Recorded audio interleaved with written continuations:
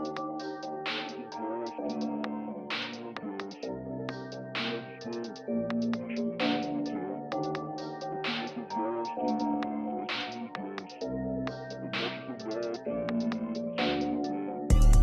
feel like I'm caustic, I'm breathing on gas. They're on the smoke, patient we wait to attack. I feel like I lost it, I see through the gas. Obnoxious, I'm knocking, yeah, I'm taking your bag. I feel like I'm caustic, looting your buddy, your homie still choking on gas. I'm laughing, beating the enemy, hoping they pick up your slack. Yeah, winning now feels like a thing of the past. Your bros are gonna throw up the glass. We take what we want, we leave in the trash. Racking up facts as we move through the map. We're waiting for people to follow my track. Go to swamps, don't take what we want. Tip it down, living some 50 day. What we owing, man, through the door, flat line, like you up. Always getting what we want, but it never is enough. Finances are only controversial to those who lack imagination. I feel like I'm caustic, I'm breathing on gas. They're on the smoke, patient we wait to attack. I feel like I lost it, I see through the gas. Obnoxious, I'm knocking, yeah, I'm taking your bag. I feel like I'm caustic, I'm breathing on gas. They're on the smoke, patient we wait to attack. I feel like I lost it, I see through the gas. Obnoxious, I'm knocking, yeah, I'm taking your bag. I'm throwing out cans, I'm betting you won't. Peacekeeper making you dance, you know I'm the GOAT. Champion squad, every time we go, this legend control. I climb to the top, no matter the toll. I climb to the top, no matter the toll. I'm throwing out cans, I'm betting you won't. Peacekeeper making you dance, you know I'm the GOAT. Champion squad, every time that we go, this legend control. I climb to the top, no matter the toll. Yeah, hey, I climb to the top. I climb to the top, no matter the toll.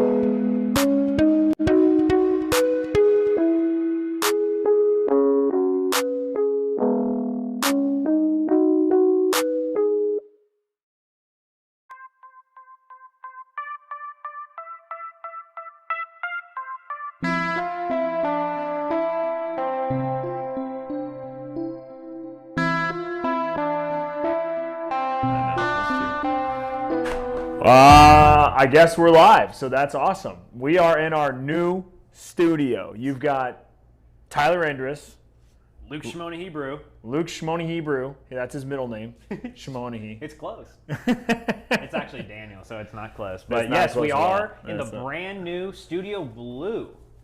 Yeah, we call it Studio Blue. We got Studio Red over there, just mostly for internal purposes, so you guys don't need to know that. Yeah, don't But- overthink it. But what is important is that it's Cheez-It Week. Cheez-It Week, It's and we're in Pro Night, Pro Night, so and we we're got in all our the brand new action. studio. What do you guys think? Let us know in chat. Do you guys think it's pretty cool? Does it look like we're in like our Brooklyn apartment? Yeah. I don't even know how to. Is that?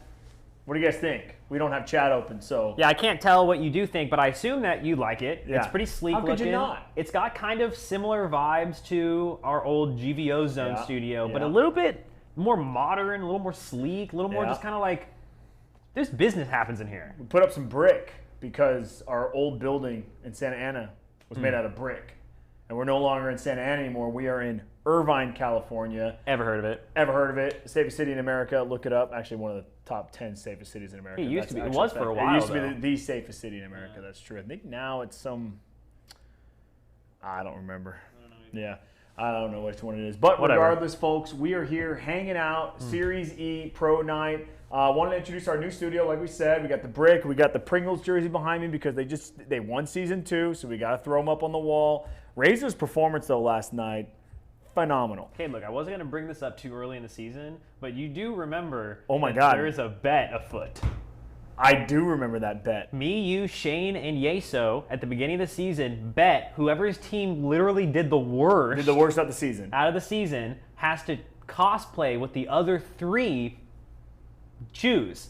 Yeah, what the other 3 choose. So And I I'm want you still to- okay because I picked Pringles. I just want I'm you to know still that okay. there's no way that me and JC could lose. We have like the 2 best teams. He's got intel. He has Intel and I have Yeah. Razor, which means you or Shane have to man. lose. Well, the way Splash performed last night, I think I'm doing okay. Yeah, look, I'm not gonna.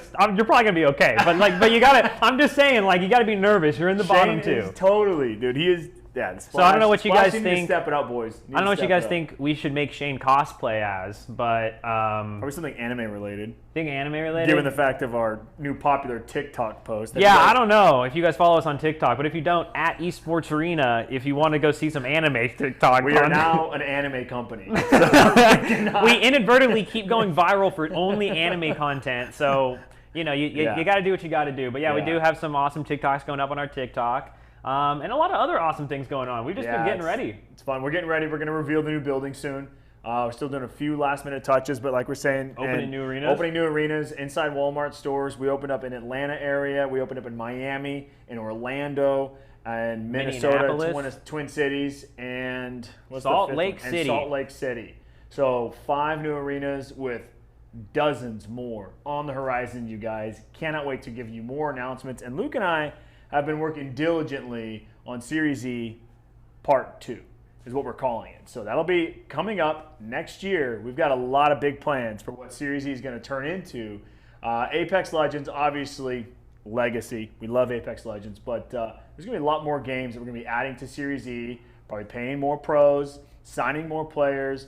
You know, our goal is to take brands like Cheez-Its, Pringles, Intel, Razor, and pay for the production that we do here at Esports Arena, but to give back that money to prize pools and give it back to salaries for players to earn that opportunity to become pro. Have you ever heard of Noble Gaming, Ghost, Era, Cloud9? All these players competed in SeriesE at some point and were either signed or competed for SeriesE at some point and are now signed to these pro organizations. That brings a little tear to our eyes because that's exactly what SeriesE was meant to do. And it's super cool to see it done in a game like Apex Legends that's been growing so much, even over these last couple of months, and just like Well, it had really a hitting lull. its stride. Absolutely, It had a it lull. Apex Legends had a lull, and that was kind of when we got into it. And all of a sudden now it's So I'm excited to way up. It is. see what other games SeriesE might be able to affect, It and is. bring in some additional titles. But who knows? There's some other new games been coming out. Another one coming out in Q4. I don't know. It could be anything. Could be any game. could be any game. Could be any game. Could be your favorite game. Could be your favorite game. Could be an old game. So regardless, Esports Arena, we are coming back. We're opening stores back up again, which is phenomenal to see. It's Halo 2. And Halo It's 2. Halo 2 SeriesE. Halo 2, the better of all the Halos, the best of all the Halos. Everyone talks about 3. It's Halo 2. We're getting that wrap up because we got Dealer Steal. You ever heard of it? You ever heard of Dealer Steal? It's actually a game show that I created personally with no other support. Top of my head. But Deal or Steal, or is it Dealer or Steal? Based on the graphics. Anyway, guys, we're going to do a lot more content in the studio. He's going to be opening Pokemon cards tomorrow night in the studio. Yes, so sir. We got Yeso's Yeets. We got Jack's Packs. We got Jack's Filthy Packs. McFilth. Oh, we got everything lined up for tomorrow. But Yeso has everything lined up for the rest of the day. Why don't we get some Dealer Steal action lined up? Take it away, Yeso in Studio Red. Thank you, gentlemen. Yes, Yeso here inside Studio Red of the Esports Arena HQ. Welcome, everybody. As my two friends there mentioned, it is Cheez-It Week here on SeriesE, and super excited to get in on the action. And all I'll say is I am lobbying hard for Goat Simulator SeriesE. Don't worry, guys. I got you covered. So that, and I'm thinking like a Sailor Moon cosplay for Shane. I think he'd look really cute in one of those little skirts. Really accentuate his legs, you know, I think it would work out. But we'll deal with that at the end of the season. All I know is that Splash is getting bodied right now. But it is SeriesE, and for those of you that are new, I kind of want to just break down how things work here, okay? SeriesE is a professional Apex Legends open circuit that absolutely anyone can join. We have 9 squads that qualified either through our open qualifiers prior to the season or based on their placement in Season 2 of SeriesE. Now all those players have been drafted and signed by our 9 partnered brands. Each player now makes $750 a month salary, as well as competes weekly for points and prize money here every Tuesday night against other open squads, just like they used to be themselves, and then every single Wednesday against some of the best pros from across North America. If you and your squad want to get in on the action, make sure to head over to matcherino.com/ESA for a shot at being a future SeriesE Pro. Now, as we come in tonight, obviously I mentioned it is Cheez-It Week, and there's a lot on the line here. Week number 5 of a 12-week season, and teams really starting to hit their stride. We saw, as Tyler mentioned, Team Razor looking really good last night. They take their second victory on a pro night for the season, and it has been dominated by 2 squads. Razor and Intel have all 4 open night victories so far this season, but the question is, can these teams transfer it to pro night? And we've yet to see it so far. No partner team has taken a top placing on pro night through the first 4 weeks. We'll have to see if in week 5 those fortunes can change. There's going to be some tough tests though.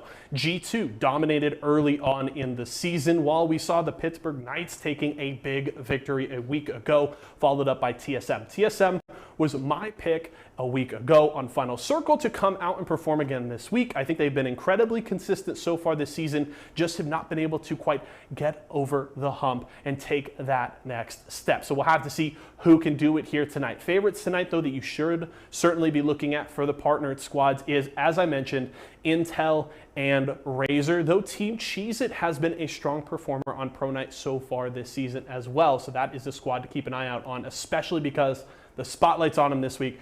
It's Cheez-It Week, of course. So a couple of squads there to keep an eye on. And then I already mentioned PK with the win last week, looking to make it 2 in a row. TSM looking strong, G2 as well, and then a litany of other big pros. Cloud9, CLG, Team Liquid. This is a stacked lobby, ladies and gentlemen. Some of the biggest names in the Apex professional scene competing tonight with our up and coming pros, and we'll have to see if any of them can get out there and show their stuff against these strong squads. We've also got awesome talent on the cast tonight that I'm super excited to see. As always, you saw T Squared and Tony Why Not on the cast last night. They were a blast. Ton of fun to watch them cast, and we're going to have plenty more action for you folks here tonight.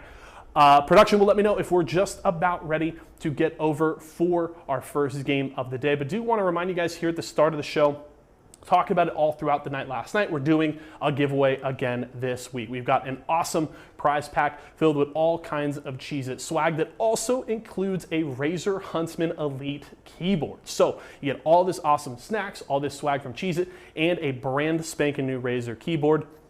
You really couldn't ask for more. So if you guys want to enter in on that giveaway that's running through the rest of this week, make sure to use exclamation point giveaway in Twitch chat that will give you all the information that you need to enter. I will remind you a couple more times here tonight to get in on the giveaway. We got some awesome stuff. We want to give it away to you guys. So all you got to do is make sure you get in there and enter. I'm super excited about Studio Blue in a little bit, but we are going to go to a quick break right now, ladies and gentlemen. We got some cool behind the scenes stuff that we want to show you as we get ready for Series E. You want to zoom this in? I'm gonna do it. I don't know what I'm doing. Yo, Bundy, where do you get this merch, dude? esportsarena.com/shop. Looks sick, Bundy. I know. What's up, gamers? Honeykin's here. Behind the scenes. Look at this. This is like a camera. We're doing a photo shoot today. Stand loose. You're a goofy guy. Yeah. Look at that. That's cute. That's a wallpaper. I don't see anybody else's esports org with this many sponsors. That's all I'm saying. What? You don't like that? Why are you laughing? Do like, I don't know, is there like a Fortnite character that you like that doesn't take out storyline?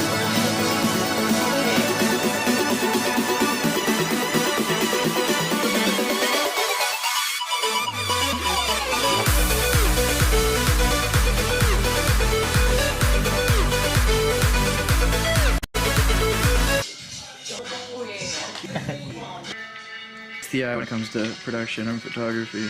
Yeah, put the Nintendo Direct right there. Area. What's up? Look at this crew neck, Connie. Show me this crew neck. Look at the embroidery. Oh my goodness. Ooh. Connie, how do those feel on your legs? I love them, dude. I could literally live in these. Confident. Howdy, he said hi. GameCube controller. No. Get out of here. What? What's this?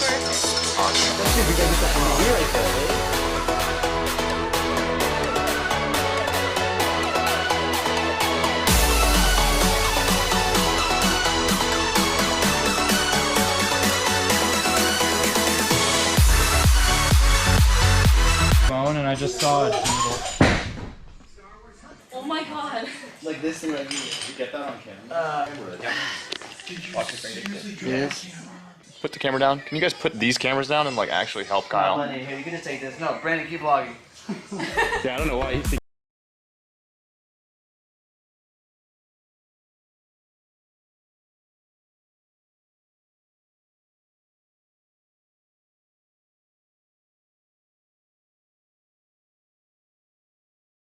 We got Tyler posing over here looking like a badass. We got Kyle doing some great shots where he pulls back and 3, 2, 1, go.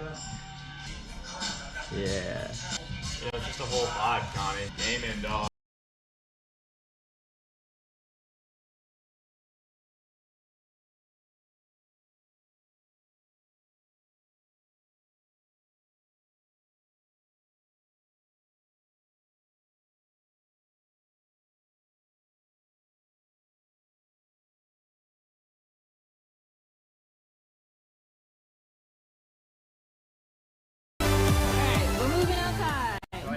It's almost taxi.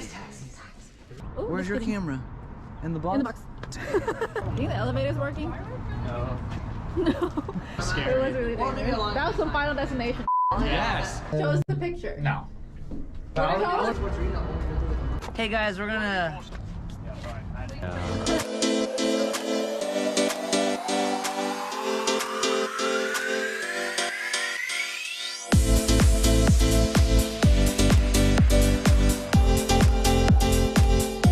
Yeah, we did it. We made it. Right before the sun. 540.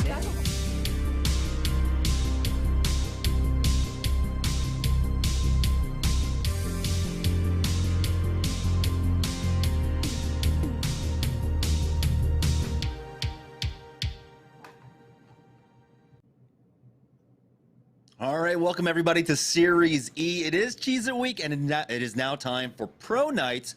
I was not here last night. Tom, you got to break down all the action. What's going on with Apex Legends now? Seer, we've had about a week with him. How is everyone dealing with him now? Oh, it's pretty intense, to be honest with you. Yeah, it's extremely overpowered, but just like anything else, I mean, just like any other game, right? When they come out with something new, they want you to spend that money, right? They want you to buy those Apex Legends coins so you can play Seer. They take my money, take my money. No, but for real, yesterday Razor was looking really good. It looked like Season 1 Razor. Mercy Only is fitting in really well. And yeah, Muffins was a great fit for a while, but something about Mercy and the way that they play, the way that they take these team fights, the way that they take these bubble fights, I felt like with Muffins, they were strategic in the way that they place themselves around the map. This time, they're kind of going back to their old school style. They still go skyhook. So it's pretty fun to watch. I mean, Intel was playing well. Cheez It won a game yesterday. So it's going to be pretty exciting to see. Yeah, but it was, of course, Team Razor that took the win last night. We'll see if Cheez It here on Pro Night can maybe turn the tides. But interesting to note as well, Team Intel only put up 40 points. That's kind of weird, you know, because they've been putting up 98 and then 114 the week before that. So finally, things slowing down for them, but maybe it's just, you know, time for adjustment. Let's go ahead and talk about the format for tonight. And so we have our 9 partnered squads, of course, who will be joined by 11 of the best North American squads here in Apex Legends. We're playing it out on the new World's Edge. And of course, we have $500 on the line, and the point distribution, it works out all the same. It's going to be 12 points for first place all the way down to 15th place, which will get you 1 point. But of course, you can always get kill points to add on to that. Of course, the top scoring team at the end of the day or at the end of the night will be walking away with a cool $350 extra in their back pocket. But there are a lot of changes. I mean, of course, we did have this recent patch coming in to kind of hot fix, I guess, a lot of the weapons, because there are a lot of changes for this season. Let's go ahead and take a look at the squads that will be joining our 9 partners teams, though. And of course, like I said, it's going to be 11 of the best North American teams. We got Cloud9, CLG, Team Liquid, Renegades, G2, everyone basically in the top there, Tom. Yeah, and it's going to be exciting to see how these teams do, especially C9 with Albrelli coming in instead of Noct. We all know what happened there. Team Liquid has fun as well, so that's a little bit of the swap that we were looking for. But going back to our partnered teams, I think that, you know, one of the teams that I'm rooting for that's been kind of lackluster recently has been Team Applejacks with Blueberry, Protectful, and Kubsky. They have a lot of talent there, but it hurts to see Kubsky as one of my, you know, former teammates, someone that I would run with a lot, constantly changing legends over and over again. He's such a skilled player. I wish that he would just stick with something that he's comfortable with. I like him when he's playing on Wraith, Octane, someone that's going to go in and entry frag. Cheez It, I was really impressed with, obviously, Mullis and Golden, but Finicky was playing really well on Gibraltar yesterday. I was really impressed with a lot of the moments that he was able to get his team out of. Team Pop-Tarts, unfortunately, was dealing with a 50-50 with one of our open teams yesterday, and they weren't able to even get out of their spawn for the most part. So it was a little bit of a difficult run. And Team Pringles has been one of our top teams. Razor's been one of our top teams. So looking forward to seeing how these partner teams are going to go against our top North American pro teams. Yeah, we were talking about how Team Razor had a great night last night, and you were talking about, of course, their control over there's drop, which is on the open nights going to be over at Trials, but we have Team Liquid today. So what are Team Razor going to do in terms of adjustments for their play styles? Where are they going to drop in this lobby when they know that Team Liquid are probably going to try and own Trials for themselves? Yeah, and you know G2 is going to be going down over towards Thermal. Yesterday, we saw a lot of teams going down towards Thermal. We had, I think, at game number 4, there was about 5 or 6 teams that landed in the vicinity, and we saw 3 teams specifically landing at Thermal. The zone ended up pulling down there. So things got a little bit crazy, a little bit hectic. Looking forward to seeing how Sentinels is going to do with Lou. You got Renegades over here. You got Pow Bowser and Saucer. Looking forward to them. They've been in for a handful of SeriesE tournaments too. So it's going to be popping off. The pro day is going to be much slower than our open day. If you were here yesterday, there's a lot of slays that happen. There's a lot of 50-50s, much more methodical here. Of course, game 6 goes absolutely nutty with the amount of teams that just full send and just try to get a lot of points when it's all said and done. So again, we're going to have, you know, an interesting time for Apex because these players are going to be giving it their all, but they know, you know, down the road that this isn't going to be the settings that they play in the LGS. There's going to be some more tuning like you were talking about with the weapons, obviously with the legends as well. And I'm curious to see what's going to happen, but I'm kind of excited. Yes, Seer is really overpowered, but I was tired of Bloodhound. You know, like I was comparing it. It's like when I'm sitting there and eating and you got my dog heavy breathing behind me. That's what Bloodhound's ult sounds like, you know, and it's really scary and kind of annoying at the same time. So you just, you know, it's nice to see the constant scans aren't coming through, but instead you have an even more powerful scan with Seer. Yeah, it's a bit more focused, though. It's not the widest of angles like the Bloodhound scan is, but it gives you so much more information. It has that CC as well. I mean, I saw some clips where rates were getting hit like mid-queue, mid-portal, getting both of those canceled. And it just seems so incredibly strong. It feels so much stronger than what like Revenant brings to the table. Even though Revenant has 2 silences that last for what is it, like 20 seconds or something? I forget exactly how long each instance 20 lasts. years. Feels like 20 yeah, years, to be an honest. eternity. You're just left in limbo. You're just left there wondering what did you do wrong in life? How did we all get here? But I mean, let's talk about how our teams got here. I mean, it's so important. Of course, we had Tyler and Luke talking about SeriesE and possible further support for other games in the future, and that would be amazing to see. And I'm glad that, we had the SeriesE supports when we did, because they were talking about it. We came in when there was like a little bit of a lull for a lot of our competitions where at that point, a lot of the organizations had already backed out of Apex Legends, and these players need to find some more support. And so it was very important that SeriesE came in when it did, helped out a lot of players. I mean, we're talking about, of course, 27 players that are receiving a salary every month, having the opportunity to play for $1,000 every week, and then growing their brands with some really well-known brands along the way. Right. And we don't even know what the contract details are with the pro teams, right? You would assume the pro teams aren't playing in for free. So when you look at your pro player salary too, and this is something that I talked about in terms of the ecosystem when we first started talking about SeriesE, and there was just, there's too much Apex to be played, blah, blah, blah. Guess what? Now when there's not much Apex to be played, SeriesE is definitely the thing that you want to be a part of if you didn't want to be a part of it before. And again, this is going to help you maintain your pro player contract, because there's probably going to be some money on the back end that's being fed into the org, which is going to continue to make sure that you're bumping your salary up as well. So it's just a big ecosystem that Esports Arena has allowed these players to be a part of, whether you're a pro player, whether you're an up and coming pro, or whether you're an amateur player. I think one of the cool things about esports is, what other games or sports are you able to play against some of the best players, if not the best players? Really, the only thing that comes to mind, in my opinion, would be something like poker, right? Where you can pay thousands of dollars to sit across from Phil Ivey. Well, guess what? This is free. I would not ever want to sit across the table from Phil Ivey. I'm sorry, but no, I'm not going to. To beat Phil Ivey. I don't want to smell his breath, okay? If I thought I had the skills, maybe. But I for sure know that, like, if I'm going to be sitting down at a poker table, my money's gone. So, For sure.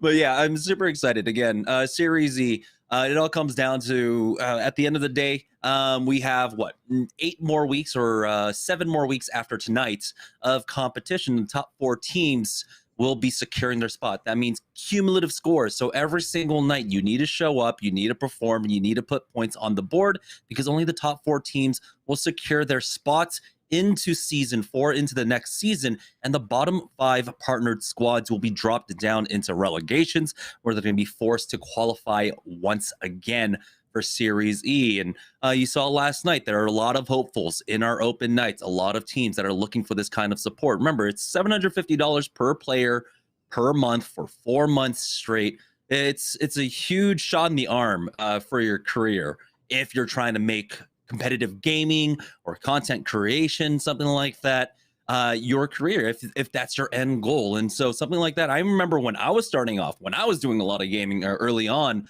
before I went into casting, it was $750. Like, that's my rent for the month, So it was super important to be able to get those kinds of opportunities. And now, speaking of opportunities, we are going to be loading into game number 1 very shortly here. Like we said, it's going to be World's Edge, and I'm kind of excited about this, right? Because we were talking about their possible 50-50s. One of them, I don't think it's going to happen. Liquid versus Razor. Typically, Razor drops somewhere else. But Team Intel versus Sentinels. We know that Sentinels in the past dropped over at Sorting Factory. We have our new...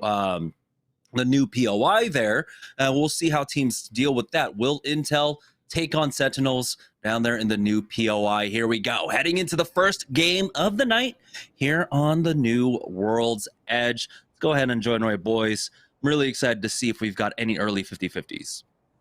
Looks like Team Cheez-It is going to be landing over towards the fragment side. And going back to what you were talking about, in terms of players and teams that have really capitalized on SeriesE, I would really say look at Zeratricky. Look at how Zeratricky first started out in his career, constantly looking for, teams and looking for teammates. Finally found his team, got into SeriesE. They did really, really well.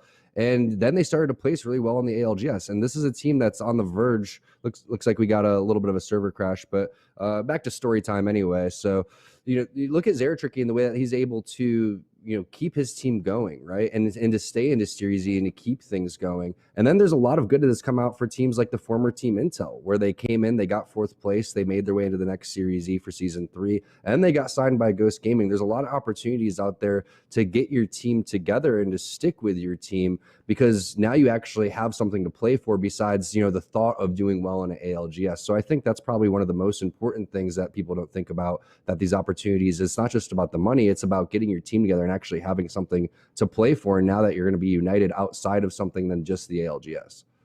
Yeah, regular practice as well, making sure that you can get the basically like competitive practice in with some stakes at the very least. It's $500 a week. Now for a lot of our pro players, like that might not be much, $350, but it's still stakes. It puts something, put some skin in the game to make these 6 games a little bit more worth to play it out, and especially heading into the competitions that will be coming up later on. So with that server crash, of course, we're just resetting the server right now. We'll get everyone back in.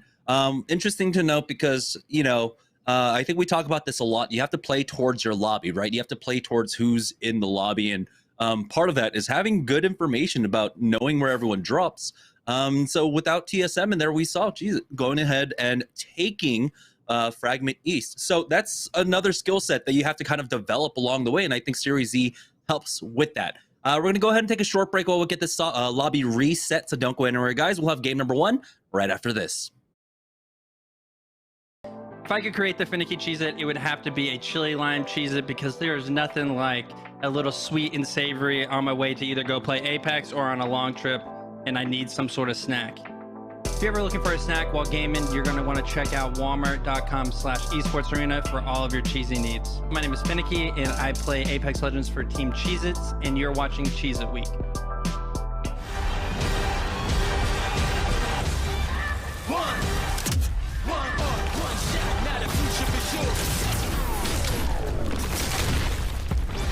Verses coming daily under pressure.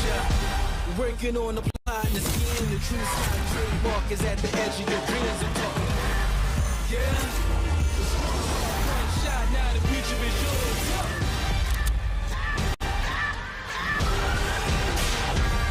I'm turning dreams into reality. In the lab with the formula and chemistry. Your memories spark and motivate and make the industry shake. Get the balls in the place. I'm talking one chance episode, doors for the go. There's one shot, now the future is yours. Let's go. Imagine you love frosting and filling. I do love frosting and filling. Oh, well, imagine if there was a way to enjoy that delicious goodness anywhere, anytime, out of the toaster, out of the box, out of one of those baggy thingies, with nothing but a thin layer of foil between you and... Pasta. Yes, Curtis. This is a commercial about pasta. I love it. Frosting and filling for your pasta. I like pesto. I wasn't born in the spotlight. Nah. Had to grind and shine like a star on a hot night. And something about the struggle now resides in my muscles. And every trial and trouble helped to hang my hustle. Real rock stars don't chase the spotlight. It chases them.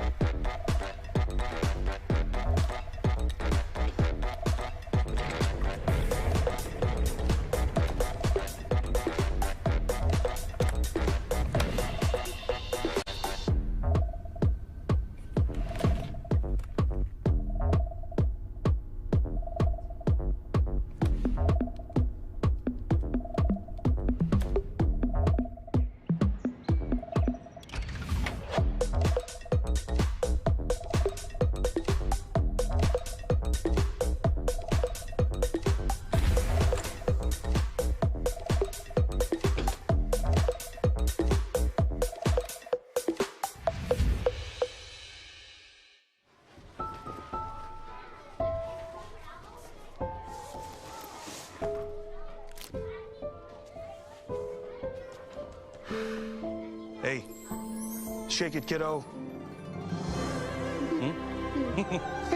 Love Dad. Oh.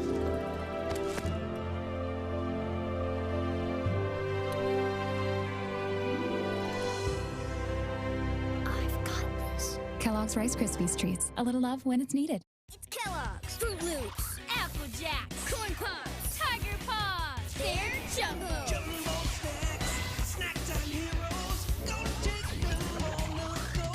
Cereal, magnified, showing up for snacking time. Jumbo snacks, snack time heroes. Go take them on the go. It's Jumbo. It's for snacking. It's Jumbo Snacks.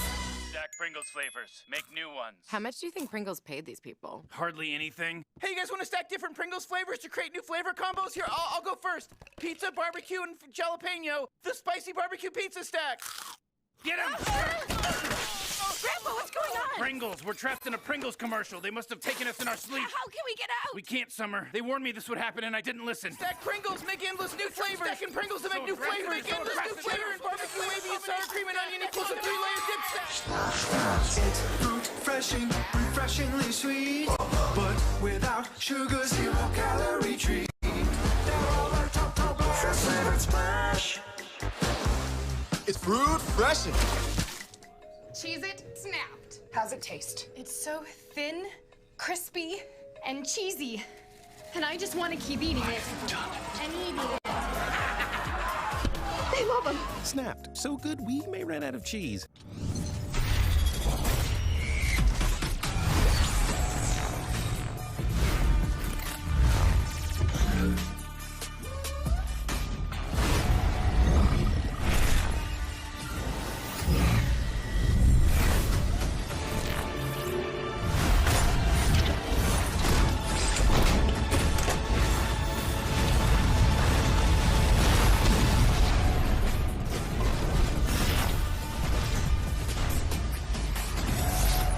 If I could create the golden Cheez-It, it would be a loaded baked potato flavored Cheez-It. I think the loaded baked potato Cheez-It would be good because who doesn't like loaded baked potatoes? And you don't have to go make a whole meal, it's just a handful away. If you're looking to snack like me while gaming, check out walmart.com/esportsarena for the Cheez-It products you need. My name is Golden and I play Apex Legends for Team Cheez-It, and you're watching Cheez-It Week. Hey, what's up? I'm Wallace, and this season, Cheez-It has it in the bag. Well, so Cheese are just licking their lips here as a result of taking a lot of damage. He's been cracked. No one's gonna knock onto him, but now it looks like G2 are just gonna go ahead and full commit onto Cheez-It here, getting punished midair. No. G2 knocked out. Cheez-It now in the. If you ever need some new gear or snacks while gaming, go to walmart.com/esportsarena for everything you need. My name is Malos, and I play Apex Legends for Team Cheez-It, and you're watching Cheez-It Week. Yo, what's up? My name is Finicky, and whenever I eat Cheez-Its, my .4 aim assist is unreal. There's the bubble. You can use it. Yeah, bubble out from the other side now as they haven't lost anyone quite yet, and they will survive. 6XZs get taken out. If you're ever looking for a snack while gaming, you're going to want to check out walmart.com/esportsarena for all of your cheesy needs. My name is Finicky, and I play Apex Legends for Team Cheez-Its, and you're watching Cheez-It Week. Hey, what's up? I'm Golden, and if you want to play like me, you gotta snack like me. He's getting tagged up from behind. Cheez-It getting third-partied, and now it looks like Snipermen are ready to push up as Razor show up for this fight as well. Along with maybe another fourth team throughout all of this. Rizuki picking up some kills, but he does go down for that now. Golden trying to hold out on his own, pulls out the G7 Scout, and If you're looking to snack like me while gaming, check out walmart.com/esportsarena for the Cheez-It products you need. My name is Golden, and I play Apex Legends for Team Cheez-It, and you're watching Cheez-It Week. I've been playing Apex since I think it was the second day it came out. I've always been big into first-person shooters and battle royales. At the time I played Fortnite and H1Z1 before that. And once Apex came out, the gunplay and the movement really stood out to me and just really enjoyed the game. as well. So Cheese are just licking their lips here as Result is taking a lot of damage. He's been cracked. Helm's got the knock onto him, but now it looks like G2 are just gonna go ahead and full commit onto Cheese It here. Getting punished midair. No. G2 knocked out. Cheese It now. The role I perform, I try to be the IGL to the best I can. I'm still working on that, making sure we're all on the same page together and we all know what's going on. And then I also try to be the opening fragger. I play Octane or Raid. Right now I'm playing Octane, and I feel like I can get more angles and use my stem to my advantage to kind of play that opening fragger role. Have a seer. Their And late with the bubble circle does this go small. down though, unfortunate, and now Maltz is getting punished for it. The peeks out from the Gibraltar. They're both just amazing. I couldn't ask for better teammates today. Golden is such a good anchor and support character for us. He's always in the best spot to help me out when I'm maybe out of position or if I'm taking like a 1v1. And Finn's just, he's always putting in damage during fights. They're amazing. We just gotta work on our comms a little bit. Once our comms get better, I think we'll be a top tier team. If you ever need some new gear or snacks while gaming, go to walmart.com/esportsarena for everything you need. My name is Malas, and I play Apex Legends for Team Cheez It, and you're watching Cheez It Week.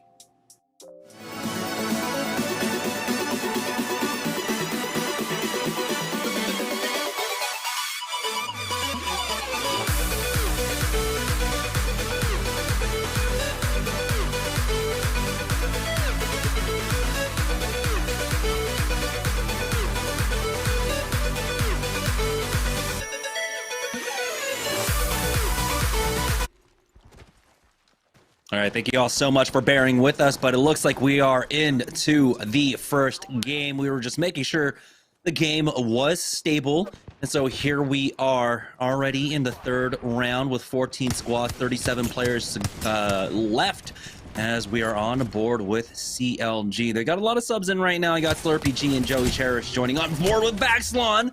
But Vax has gone down. That's going to be Nocturnal with the L-Star to take him out. We'll see if they can try and get him out, but things are not looking good. We got Fun on the Fuse as well, so I'm really excited to see that. Toxic. We did have, of course, the Fuse, the buffs coming in for actually most of these characters here. The Horizon got the buff as well. Nocturnal's back on that. Love to see it now as he moves forward to finish him off. And Vax should be taken out shortly here, but he's taking so much damage himself. Akilo shows up. Here's Team Razor coming in for the third party. Man, Pro Day is so lit. Nocturnal on Horizon is one of the stronger Horizons that we have, but what is this composition? This is so toxic, mainly because of Fun, to be honest with you. I want to see how he's going to end up playing this Fuse. I am not a very good Fuse player, so I'm looking forward to learning some things over here. Gold backpack. Rez coming on to Nocturnal. Team Razor on the opposite side of the bridge. This bridge has some really, really good head glitches, and you're going to see these players use that as you're going to see Fun just trying to get that active and passive going on. He's going to crack some shields, and look at how annoying this is to deal with. Fun is just a nuisance right now with these grenades being yeeted as well. Yeah, the double null cluster can make it extremely difficult there. To try to push up, and they got the knock onto Zara Tricky, turning the tables onto Team Razor now. Seer Ultimate does come down defensively here, but will it be enough? Nocturnal and Flanker are still looking for an entry now as they get on the high ground flank. Flanker does have to be careful just a bit. He's a little bit exposed, but it looks like for the most part, it's a quite isolated fight up here in the northeast side of the map. That Seer Ultimate should be going down very shortly, and Nocturnal, we'll see if they can actually punish this res.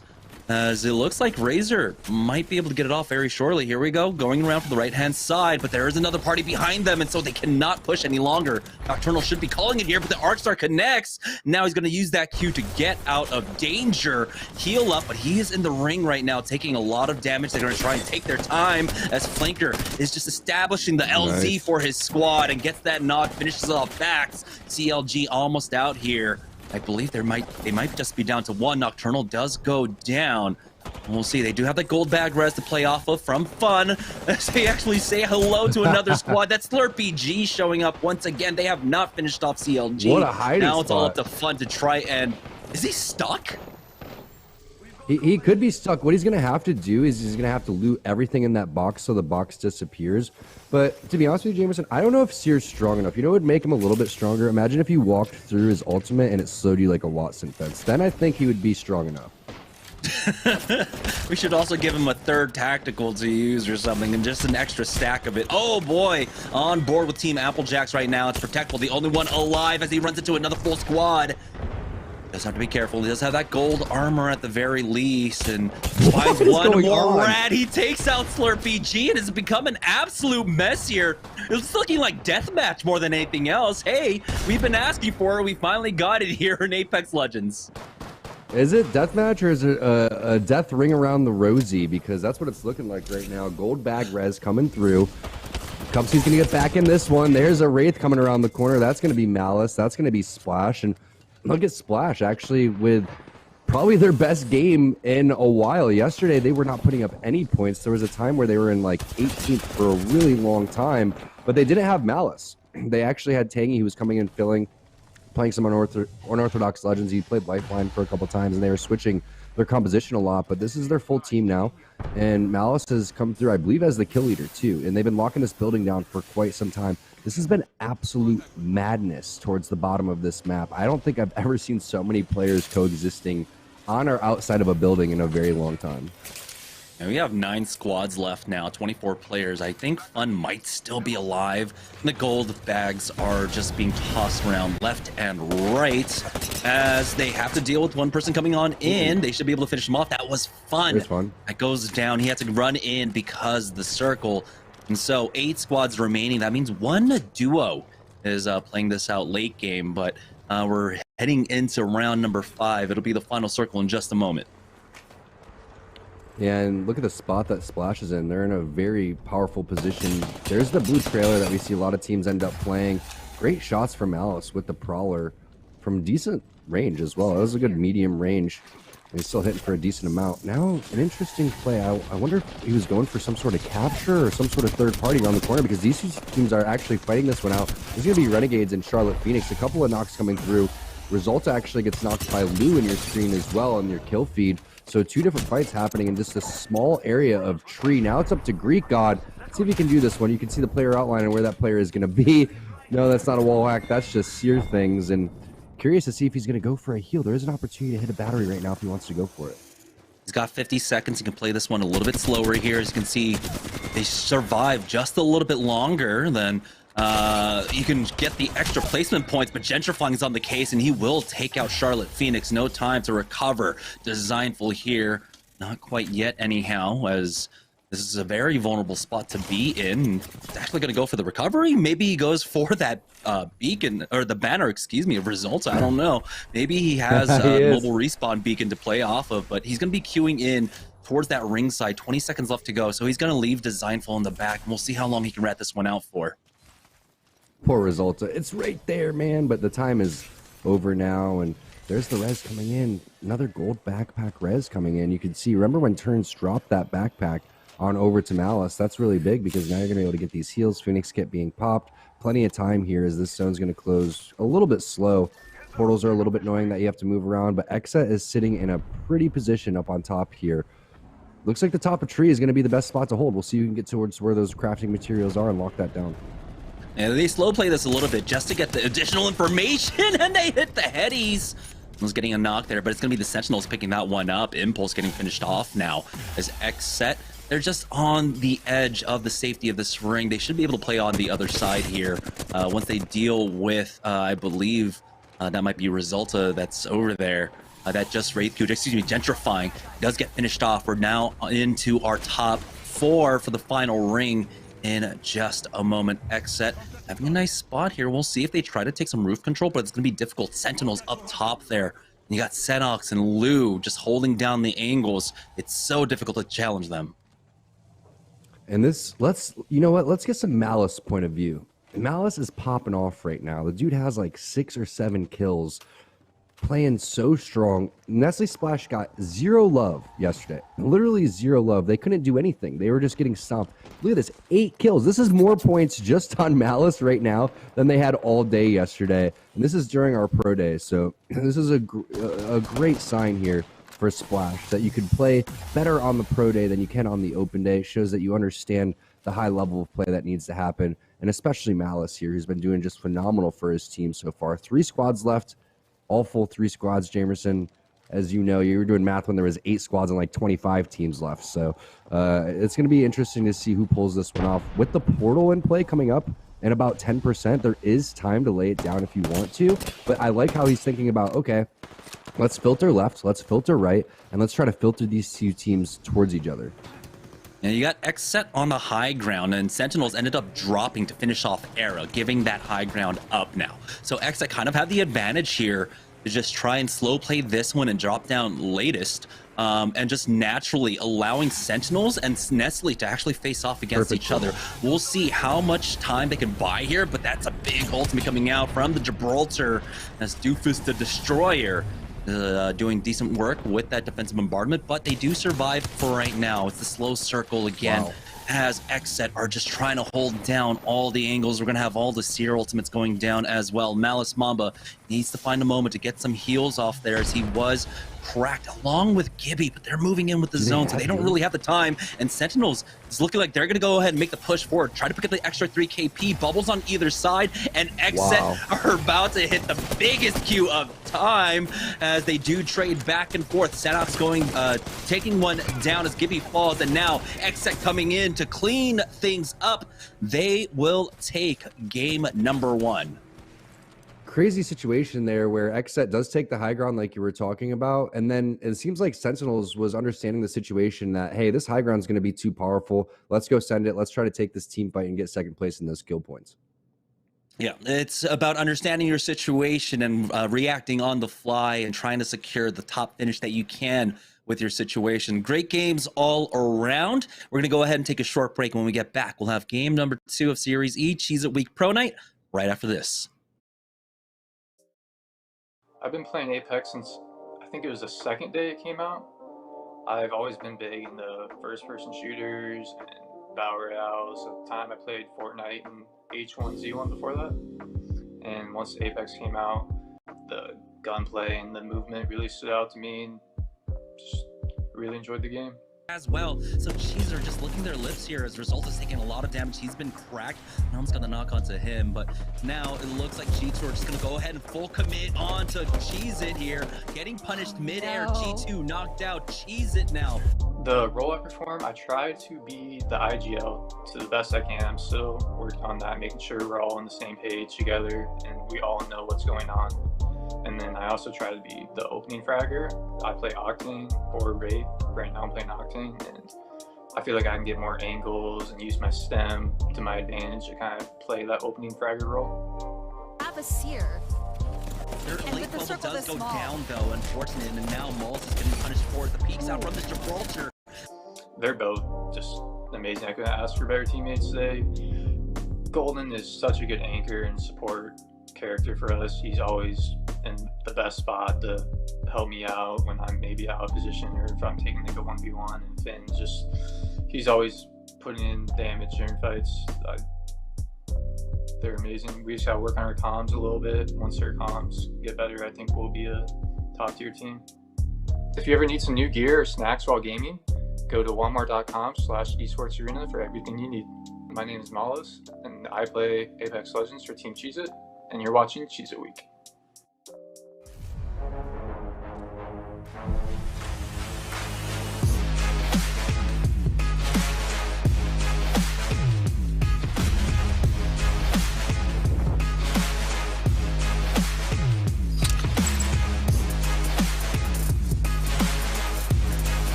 All right, everybody, welcome back to Series E. It is Cheez It Week Pro Night. Yeso here once again now in Studio Blue. You got to see Luke and Tyler introduce it at the top of the show, and now I'm sneaking over in here to hang out in the coziest set in the game. And big win from XSET in that last one. And now typically after a game, we hit our player of the game, but not this time around. I wanted to have a little bit of a discussion about our partner teams, and their performances on Pro Night so far this season. I've mentioned over the last couple weeks, it's been a struggle, and I went back and looked at their stats so far this season as a collective versus last season, and I just want to highlight a few points for all of you and maybe give a solution. Now, if you look at the overall average points for our partnered squads on Pro Nights this season, our teams average 26 points a night, which is just not getting it done on Pro Nights. When you compare that to last season, our Season 2 pros through the first 4 weeks averaged 30 points. And while that may not seem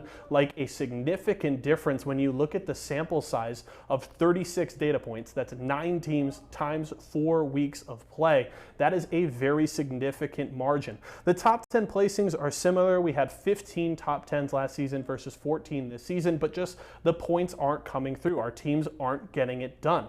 Through the first 4 weeks of Pro Night last season, our top 2 squads in terms of Pro Night performances were Pop-Tarts and Pringles, who had 190 and 163 points respectively on those nights. Meanwhile, Intel and SeriesE, interestingly enough, who topped the charts this season, had 152 and 114 points. So it's definitely a big difference. But the solution that I have, I think, comes in the form of 2 different players. And we're going to pull these stats up for you all at home, and it's Verhulst and Mr. Hakulo. These two have been our best players so far this season in our SeriesE squads. You can see their stats on the screen, both of them up in the mid to high 80s in terms of kills, great assist numbers as well. And the big stat that stands out for me is that number at the bottom of your screen. That KP percentage is kill participation percentage. So that's the amount of their team's kills that they either get the kill or get the assist, both of them above 67%. So these 2 players heavily contribute to their team's performances. Razor and Intel have been 2 of the best squads so far this season, though Razor has been one of the worst on Wednesdays. So if we want to see the partnered squads starting to step up, I think it starts with these 2 players. So we'll have to see if tonight Verhulst and Mr. Hakulo can spurn the partnered squads to the top of the standings. It's been a rough go so far this season on Wednesdays, but I think they have a shot here tonight. XSET with a big Game 1 victory and 5 more games to go, ladies and gentlemen. It's been a fun run so far in Cheez-It Week, but plenty more action ahead of us. We're going to a quick break. When we come back, Jamerson and Tom will get you ready for Game 2. Well, I have been playing Apex Legends since 5 days after it came out. I saw Dizzy encourage JD play Wraith, and I was instantly in love with how awesome the movement and the gameplay and gunplay itself all came together.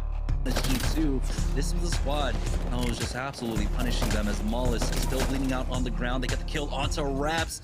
Now it's all up to Imperial Hal, who does get finished off by. My role for the team Cheez-Its is a little bit of a flex. I can support a little bit. I feel like I help with rotations. I guess that counts as IGL, and then I'm a little bit of a fragger, but I think my team overall is just really, really solid, and we can kind of all frag out. Looks like it. Finicky, hello, there's the bubble, you can use it. Yeah, bubble out from the other side now, as they haven't lost anyone quite yet, and they will survive. 6XZs get taken out. I think for myself, I am just a competitive individual. My whole entire life just been doing sports, and I think video games is pretty much the same exact thing. It's just a video game, but that competitive nature, that competitive drive to be able to be the best you possible, as well as playing against some of the best to be able to fine-tune your skills and see how you match up against somebody else, is one of the biggest things that going into competitive Apex, like, you just want respect more than, I mean, not more than the money. You just want the respect of your peers, of other good players. If you're ever looking for a snack while gaming, you're going to want to check out walmart.com/esportsarena for all of your cheesy needs. My name is Finicky, and I play Apex Legends for Team Cheez-Its, and you're watching Cheez-It Week. All right, welcome back, guys, to SeriesE. We had XSET taking game number 1, but we had Sentinels up there in the top as well. So we need to check in with the leaderboard to see who is leading right now. because we had one absolute fragger for Nestle. They ended up with only what? That can't be That's right, not Tom. possible. That's not right. I'm calling my lawyer. No, I'm not. I'm just telling Bad Push. Can we get a check, please? Yeah, Can because we Nestle get a had check on that? Because Nestle had at least 9 kill points, and they secured top 3. Third, so that would give them, We'll get that should fixed. be 16 points. We'll get that fixed in just a moment. But Xset with 23 points overall, that would mean an 11 kill game. That does stand to reason. That could be their score, but I think we might have missed something just a bit. And there it is, the updated scores right there. Nestle Splash ended up with 22 points overall. So despite not winning the game, they are in second place right now and only down by 1 point. yeah, and Splash needs every point they can get because yesterday was not their day, okay? But it's nice to see Malice come through and play this main Slayer that they really needed. It was kind of lacking yesterday. Hey, I love Tang. I think he's not only one of the strongest players we have, one of the coolest dudes that we have in the Apex community. But when you're not playing with your full team, it's just a little bit different, right? And Malice is coming through in a big way today. If you get close to 10 kills in this type of lobby, you are really, really slaying out. As we take a look at this Mobile One high performance moment from the previous game, it is not that easy to get that many kills. I would love to see another big kill game from anybody coming up next in game number 2. Yeah, this is the moment where, we see Sentinels, they understand there's no way they can challenge the high ground. So they have to fight with this team on the low, but Nestle Splash trade away with them. And the Xset, no, they've got the win. That huge Syracuse that gave everyone's information away by on the other side as well. Nestle securing the top 2 for themselves, so they get the +9, but Xset, by stealing away that high ground position from Team Sentinels, will go ahead and take the win. So if Seer can do all that and the timer's 25 seconds, can I get my 15-second grapple back? That would be lit. I would love that. I miss flying around the map. Where's the sanity in this only being 25 seconds on a cooldown? I don't get it. That seems like an ultimate move to me, but I'm just casting. I mean, Caustic gets a barrel every 20 seconds now, and Pathfinder's just one grapple, just one grapple. I don't even have a passive that's my own anymore. Yeah, here we go. Heading into game number 2 as we, of course, lament Pathfinder. But you know what? When we're talking about legends that are starting to come back, we have to talk about Wraith. We are seeing more and more Wraiths being used. The Octane meta slowly falling out of favor as teams are starting to pick up Wraith. But we have a lot of other mobility legends that have been in play as well. I was surprised to see Octane even make it as far as he did because there wasn't many changes. I mean, you had his stem change in terms of, regenerating health twice as fast, which I guess is a pretty big deal. But the double bounce pad is really what full sent it for everybody to go and start playing that. As we take a look at what's going on with the Knights, and Bronzy's actually the first one to get dropped. That's going to be by Lou. We were wondering who's going to be challenging over here, and it's actually the Pittsburgh Knights. So 3 squads that like to drop here, but it's the Knights versus Sentinels right now. Senos gets finished off. Gilderson's with that L-Star, and it does so much work in the early game, but the Sentinels are not out quite yet. They're on the ropes, though, because they don't have any shields left as the Knights are looking to finish them off. There's the Thirst coming out from Asura as he takes out Lou, and it's now just all up to Crust left in a 1v2, but he's got an L-Star in his face. Gildersons will be able to finish him off. Sentinels, a top 3 in game number 1, out early. Bronzy has to be so stoked watching his teammates tracking right there. Did you see the shots from not just Gilderson, but also from Asura? I mean, that was just phenomenal play coming out. Being down 2 versus 3 against one of our top teams, that is so difficult to pull off. Big props to the Knights for winning that fight. Back on board with Team Intel over towards the Lava City side. We didn't get a chance to see the 50-50s as we were setting up the lobby, making sure it was stable, but it looks like we have a couple of them happening in a couple different POIs. Yeah, one interesting thing to note was that On the onset of this season, we saw Intel starting to challenge for Lava City, bullied Rockstar out of it on the open nights as well. And so this might be their secondary drop, you know, not too far off from the new POI. And so the rotation patterns will be a little bit similar, but the timing is just the main difference overall. Taking a look at the next ring, though, take a look at that. We've got a pretty classic one. So we'll see if this one continues to pull basically dead center of that green ring. Will it go over towards that platform, the south side of that train tunnel exit, or maybe there's a chance that it pulls over towards survey? We'll find out in about 5-6 minutes. Ending. You know that? Remember that fence ending there? That's kind of by the beacon building. Beacon almost building, like yeah. When you rotate out of Skyhook. I think that it could be that ending. We'll see. There's a lot of different options. Yesterday we saw so many different zones that looked like a certain zone, and then it just flipped, and it caused so many different team fights. Speaking of team fights, looks like we have one with Xset over here. Yeah, Xset are the ones challenging down at Lava City up against Team Intel, and we do have the Venn diagrams. This one's a bigger one than we're used to seeing the bubbles on bubbles. This is actually Seer Ultimate on Seer Ultimate here, and both teams are just trying to play on the outskirts of it for the time being. But here comes the entry now. There was a flank out from one player.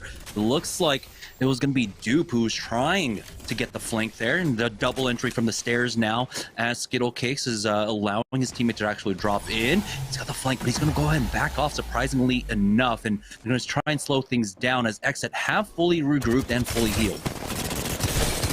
Big flank coming through, but Skittle gets taken down. Wow. I mean, I was really liking the way that Skittle was playing that. You saw him taking angles, but all of a sudden 2 players at the same time come up the stairs, and if he was kind of taking off that off angle above the exit sign, looking down instead of going to the opposite side of the stairs, he would have had free shots and a little bit of a head glitch. But now Team Intel is getting actually third party too. Zeratricky and Team Razor coming into the fight. Makes you wonder where they're landing. This could be a dome landing for Team Razor. This has to be a dome landing, and especially with the timing here. Zone just started closing about 20-30 seconds ago. So Team Intel now, Team Xset getting chased down by Razor as Baby Thule. That flatline still absolutely destroys. Got the knock onto him. Will they be able to recover? They're going to go ahead and grief that door with an Arc Star, chase down the rest as he goes for that long range Q and actually hits just on the tail end of it. Now having to challenge for that high ground. We have the Seer Ultimate going down as well. We're going to look at that information to try and challenge for the roof now as a full 3. We always talk about the adjustments of when teams need to pay attention to the third parties that are happening, and very rarely do we see it happen after just one game. Team Razor has done that, typically landing over towards Trials like we were talking about, switching things up because of what's going on, but now they find themselves in a weird predicament because Xset has reset on top of this 3-story building here.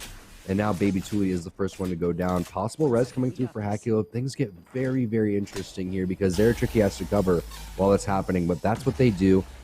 Xset now is going to have to fight this with a full Team Razor squad. As Team Pringles, look at all these nades coming through. Fury, fortunately, is on Octane, and that's one of the beauties about Octane. Also, Wraith 2 could queue out of there and just skip back to your teammates. We'll see what Phony's going to be able to do to cover. Xset, our game 1 winners, did just get knocked out by Team Razor ultimately, as Team Pringles, they're just trying to hold down this tunnel. It can be an extremely strong position to play off of, especially when we talk about the kind of ambiguity of this final ring. We don't know exactly where it can go, and so playing off of this, having a lot of cover, hey Google, what's controlling ambiguity? the north side. It's this ring right here. We don't know exactly where it's going to go, but Team Pringles are doing a good job of just actually holding down control, but they do have someone challenging on the northern side. So it's going to be difficult for them to flush that one out. It's going to be Team Liquid coming in for the sandwich on this squad. Nocturnal's right on top of them. He does have to be careful as the bubble's been used. His gravity black hole has been thrown down as well, but it looks like they're not going to be able to get a decent connect off of it. So they just back off of this one as they miss out on the timing for it. So they can continue to hover around here if they want to, or they can back off into Skyhook, maybe find another fight there as another team is rotating in now.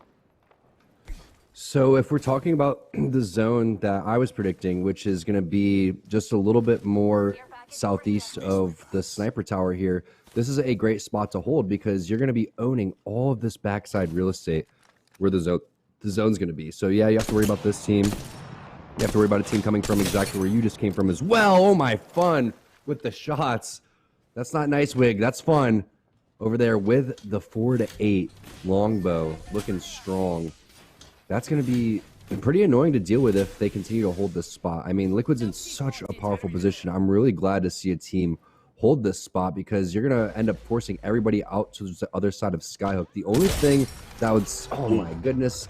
These shots are connecting with the sniper rifles today. Blueberry with 100-piece right there is Apple Jackson. We were talking about Kubsky, what he's going to rock. He does go on over towards the Wraith, and this is the zone we predicted. This beacon building right in between where Team Liquid and Apple Jacks could be a possible ending. We know that ending. That's very classic, like we were talking about, Jamerson, over towards the opposite side of where that blue trailer is on the train tracks, too, could be a possible ending, too. Yeah, it's very unfortunate that there's no beacon there, it doesn't seem like. And so they don't get the full value off of holding that position. But when we talk about a team like Team Applejacks, their proclivity for being able to play into the late game is extremely strong, right? Kupski just knows these circles and he calls it and he's able to play those positions. But we're seeing very positional play coming out from both of them along with Pop-Tarts. As you can see, Pop-Tarts are holding the train track platform just to the east of them. And they're just trading away damage between them and Applejacks right now, doing each other a favor really more than anything else, helping them evolve their Evo shields. And the respect that Blueberry has right here for Team Liquid. He doesn't want to take any more damage, probably running low on cells. Fortunately, has a ton of ammo in this Sentinel, so he can just continue to rip these shots away. Probably about 4 or 5 more connects, and he's going to end up having that purple armor, which is going to be big. But Liquid's not really too worried. I mean, this is, at this point, just a nuisance. There's no reason to even look over there besides to charge up your Evo shields. So I like how both these teams are playing. Really, they're just waiting for the action to happen.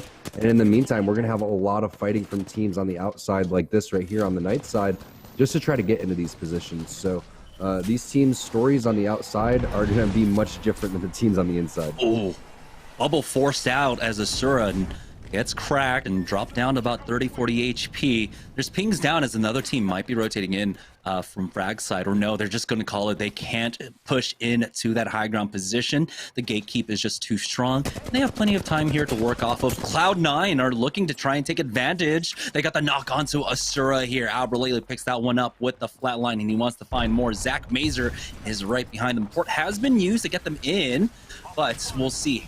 Cloud9 tends to stay aggressive, and they will in this position. Zach Mazer now on the flank will go ahead and push that stairwell in just a moment. Catches the Wraith out, gets the instant crack, needs to hit one more pellet, and he does, and he trades away before he goes down. But it's still a 2v1 advantage here for them as the armor swap does come in, but it's not going to be enough for Bronzy, or excuse me, for Asura as he does go down. Very nice moves there from Zach Mazer. I think they're going to have plenty of time to get this respawn back up and going. Just round 2, so I'm not going to take off all of your health as you make your way back on over to your loot box.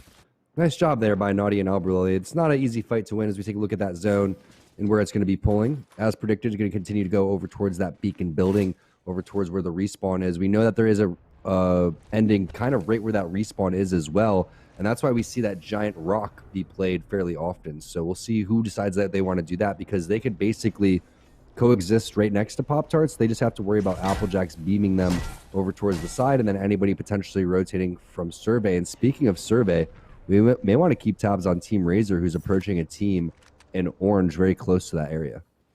Yeah, there's 3 or 4 possible endings for that final circle. Here's Team Cheese. Remember, it is Cheese-It week. Going to put themselves on the board in a big way. They have hit top 15 at this point, and they do have that squad. That's going to be Cloud9 moving through Fragment East right now. Finicky not able to land these G7 scout shots. At some point, you just kind of let your shots ring out and hope that one connects. But here's Team Razor getting in the middle of a fight over at Survey Camp for now. Zerd Tricky's on his way out, though, as he does need to heal up. His armor's cracked, popping that bat for the time being. Baby Thule does have his ultimate in the Seer if he needs to use it, but it looks like it's just going to be just a lot of trading damage right now from either squad. I'll be able to just heal this up for now. Things should slow down. They're worried about a third party. Fortunately, we saw the map, and I don't think there is a third party in the vicinity, but based on where this zone is ending, you would have to assume there's teams in the area, right? So you're afraid to take this fight for a couple reasons. One, there's no big entry damage that's coming through. And then two, you don't know what your surroundings necessarily are. So they're playing safe. They're pinging where potentially people could come from. And they're thinking about possible outs on how to get around this team. Yeah, they're already situated really well for the late game, right? They don't really need to force too much at this point. They've got the gold armor along with double purples, and the Evos should be relatively safe for them, but it looks like they will start to push up as maybe Baby Tooley wasn't really getting much information off of his ADS there, and so they know that this building is free without having to utilize his ultimate, and so they do push themselves a little bit closer. SeriesE again taking a lot of damage here. Baby Tooley gets cracked himself now, and oh boy, here comes the SeriesQ to try and slow down any kind of push. They've got to back off. SeriesE still needs to heal up with this Phoenix Kid, and they need to buy time for that. Looks like they will be safe as Baby Tooley will go ahead and commit his ultimate into this. So a lot used as the defensive bombardment comes down on top of them. Some damage goes across onto SeriesE. Now he's cracked once again. He just got that Phoenix Kid off, and Baby Tooley along with Mr. Hakulo are inside this building for now. And it looks like it's just going to be a lot of neutral once again. A lot of those shots just going straight into the side of the railing there, unfortunately, for Hakulo. But you can see how strong a defensive ultimate from Seer can be. SeriesE plays such a strong Gibraltar. I'm curious why he's going with Octane. It's definitely a composition-based thing. I just really feel like they have such a strong bubble fight and bubble presence. We take a look at a quick fight happening in Air Eternity's favor. They're going to end up dropping CLG in a matter of no time.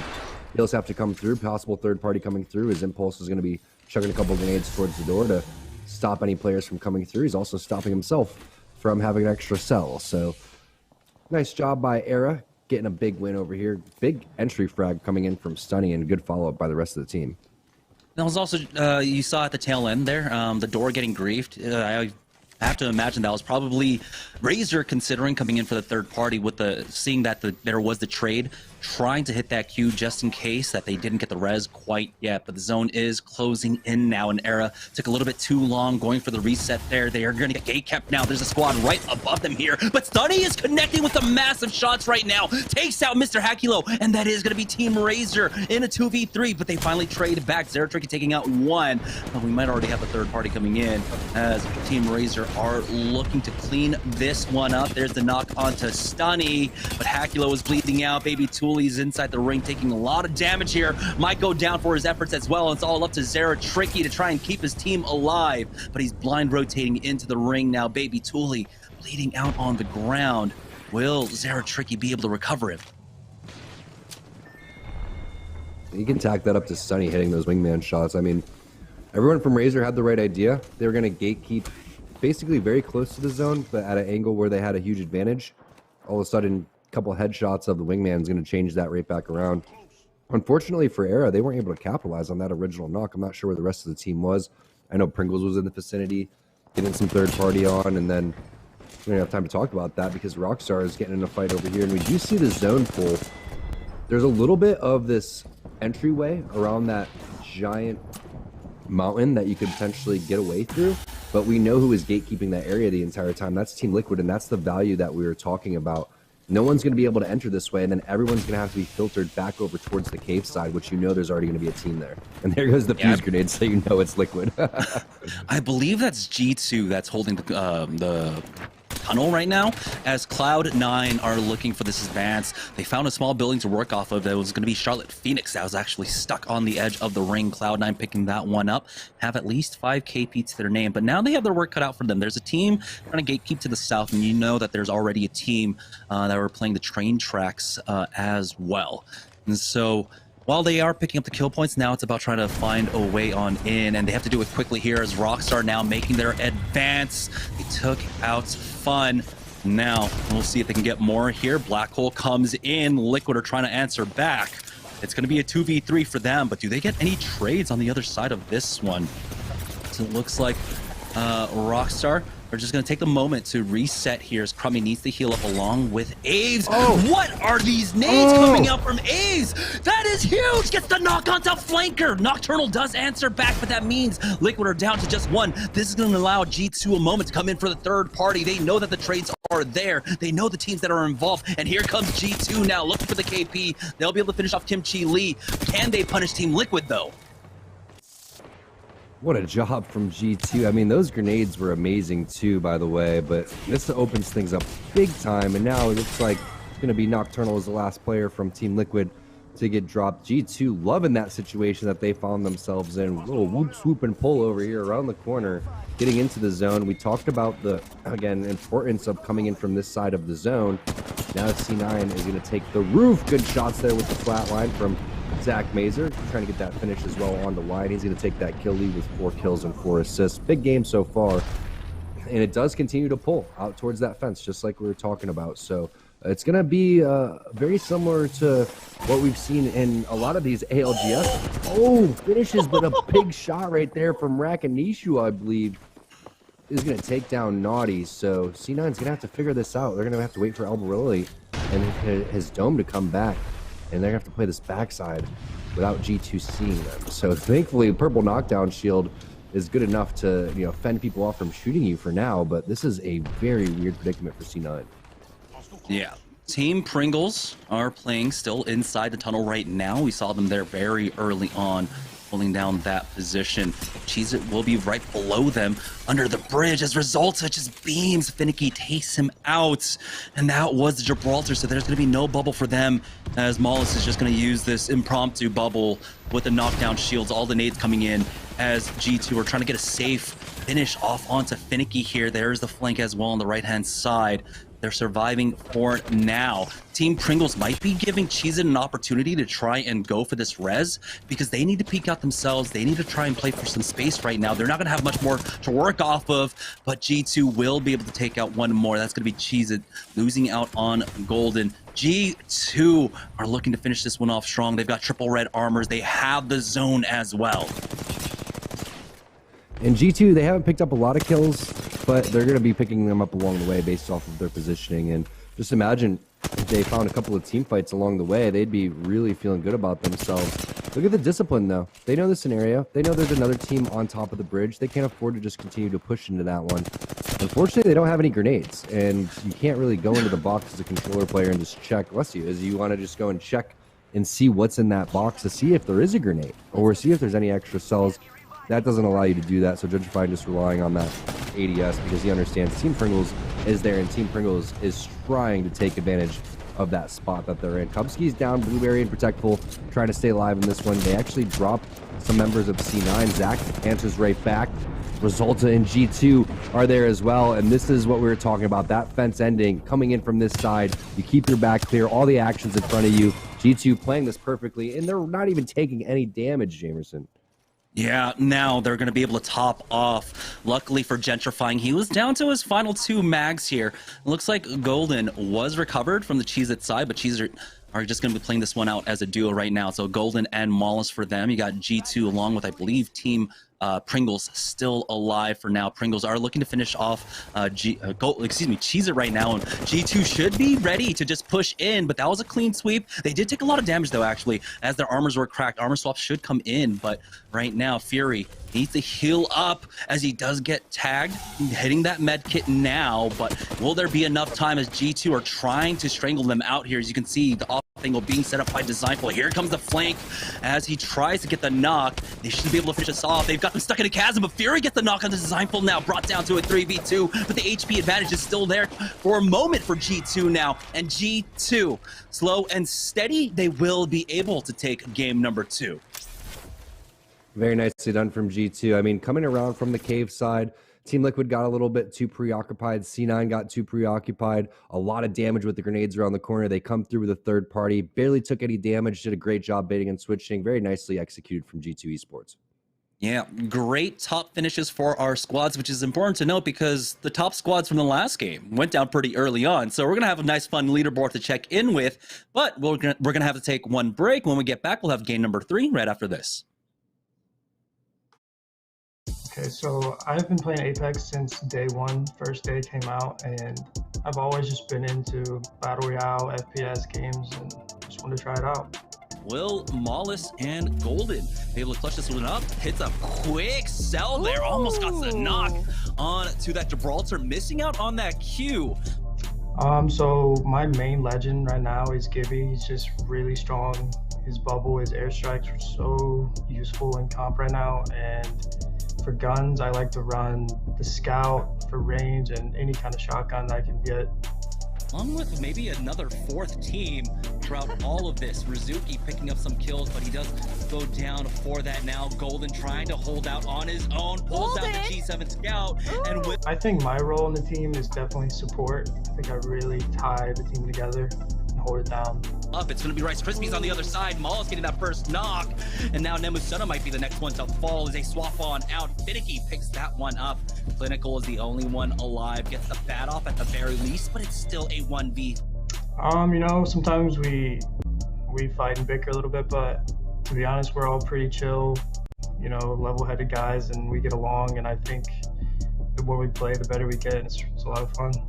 If you're looking to snack like me while gaming, check out walmart.com/esportsarena for the Cheez-It products you need. My name is Golden, and I play Apex Legends for Team Cheez-It, and you're watching Cheez-It Week. Imagine you love frosting and filling. I do love frosting and filling. Oh, well, imagine if there was a way to enjoy that delicious goodness anywhere, anytime, out of the toaster, out of the box, out of one of those baggy thingies, with nothing but a thin layer of foil between you and... Pasta. Yes, Curtis. This is a commercial about pasta. I love it. Frosting and filling for your pasta. I like pesto. All right, everybody, welcome back. Yeso here once again, and that's game number 2 all set here for Pro Night during Cheez-It Week. And G2 with a big victory there. We talked at the top of the show about how they just dominated Pro Night early on in the season. While they weren't able to string it together through last week, they have come back strong here this week and grab a win in the first 2 games. So congratulations to them. Let's check out our player of the game for game number 2, and I believe I know who it's going to be. It's going to be Resulta. There it is, 6 kills, 1 assist to his name, as well as 1,400 damage. So that's a great game from Resulta there. Big performance from G2, and at the very least, 19 points for them in this game. We saw our Mobile One leaderboard there before game number 2, and it was a great game from Splash. They were right on Axet's heels, and this is going to jump G2 right into that conversation. I'm not sure if it's enough to bump them up into first place here right off the bat after game number 2, but it's definitely going to be a very interesting conversation there at the top. And meanwhile, on the partnered squads front, I just talked about Splash. They had a great game 1. Pringles getting into the late game here as well, jumping into the top 3. So we talked after game 1 about how we needed to see the partnered squad starting to perform on Pro Nights. That 26-point average for them is unacceptable through the first 4 weeks. There's still plenty more action to play this season, but they need to pick up the slack on Wednesdays. You cannot just show up on Tuesdays if you want to compete with the best. But Pringles and Splash with great early showings here tonight is very promising. We'll have to see if anybody else on that partnered squad side can pop off here. G2 with a big win there. And we've got plenty more games ahead of you guys. Just want to let you know, if you want to get some Esports Arena swag, maybe you want to rock a Cheez-It jersey, just like I'm wearing here, you can grab them all over at shop.esportsarena.com. And this week only, we've got a 15% off promo code. That's promo code CHEESE-PLEASE. That's CHEESEPLS, all one word. So Cheese Please for 15% off your order at shop.esportsarena.com. We're going to a quick break. When we come back, our final game of the first half. Hey, what's up? My name is Malls. I'm about to try the double cheese snapped Cheez-It flavor.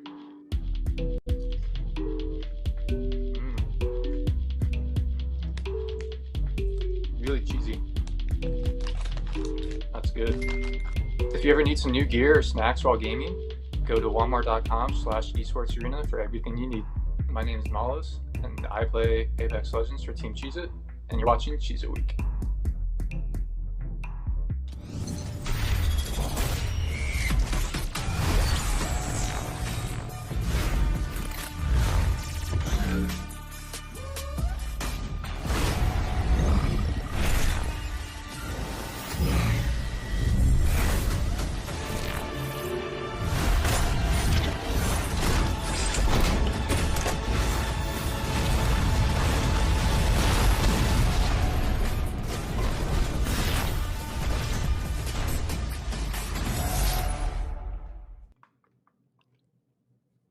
G2 are starting to warm up now, and I say warm up because we still have 4 games left to go, and they're looking for some retribution from last week where their tournament streak was cut short. We'll see if they can start it up once again tonight, but we need to check in with the Mobile One leaderboard, and now they stand atop with 30 points overall. Nestle Splash find themselves in second place now, down by 2 points, but they are continuing to put points on the board. Yeah, I'm really happy to see Team Splash come through. And again, you have to give credit to them not giving up after such a lackluster day yesterday in our open day. Sometimes that's just the way the cookie crumbles. Sometimes you end up taking a lot of fights and you get third party or the 50-50s aren't going your way. Today, they played a methodical day. They need to keep it up going into game number 3 because, like you said, G2 starting to heat up. And Team Pringles is actually keeping a little bit of that pace. They were on top of the train track coming out of the cave a little bit earlier, out of the tunnel a little bit earlier, picked up a handful of kills in game number 2, looking good going forward. It was just a full control for G2 for that end game, though. They were able to sneak that position really off the back of Aves more than anything else, with some clutch nades onto Team Liquid, freeing up the north side of the map. Let's take a look at the Mobile One high performance moment of game number 2, as it looks like, yep, here it is. I'm so glad we get to see this once again. Aves, 3 nades out, and he just gets so much value off of this. A 4th one just for good measure as well. Woo-hoo, the connect. Wow, I actually thought the second stick stuck, but that was the first frag that he threw, coming through for 100. So he does a handful of damage with all of the grenades that he ends up tossing, and then just opens things up like you were talking about for Designful and the rest of the squad. Frag comes on to Kimchi Lee. The flank comes in behind Crummy. You could see the arrow shooting him in the back.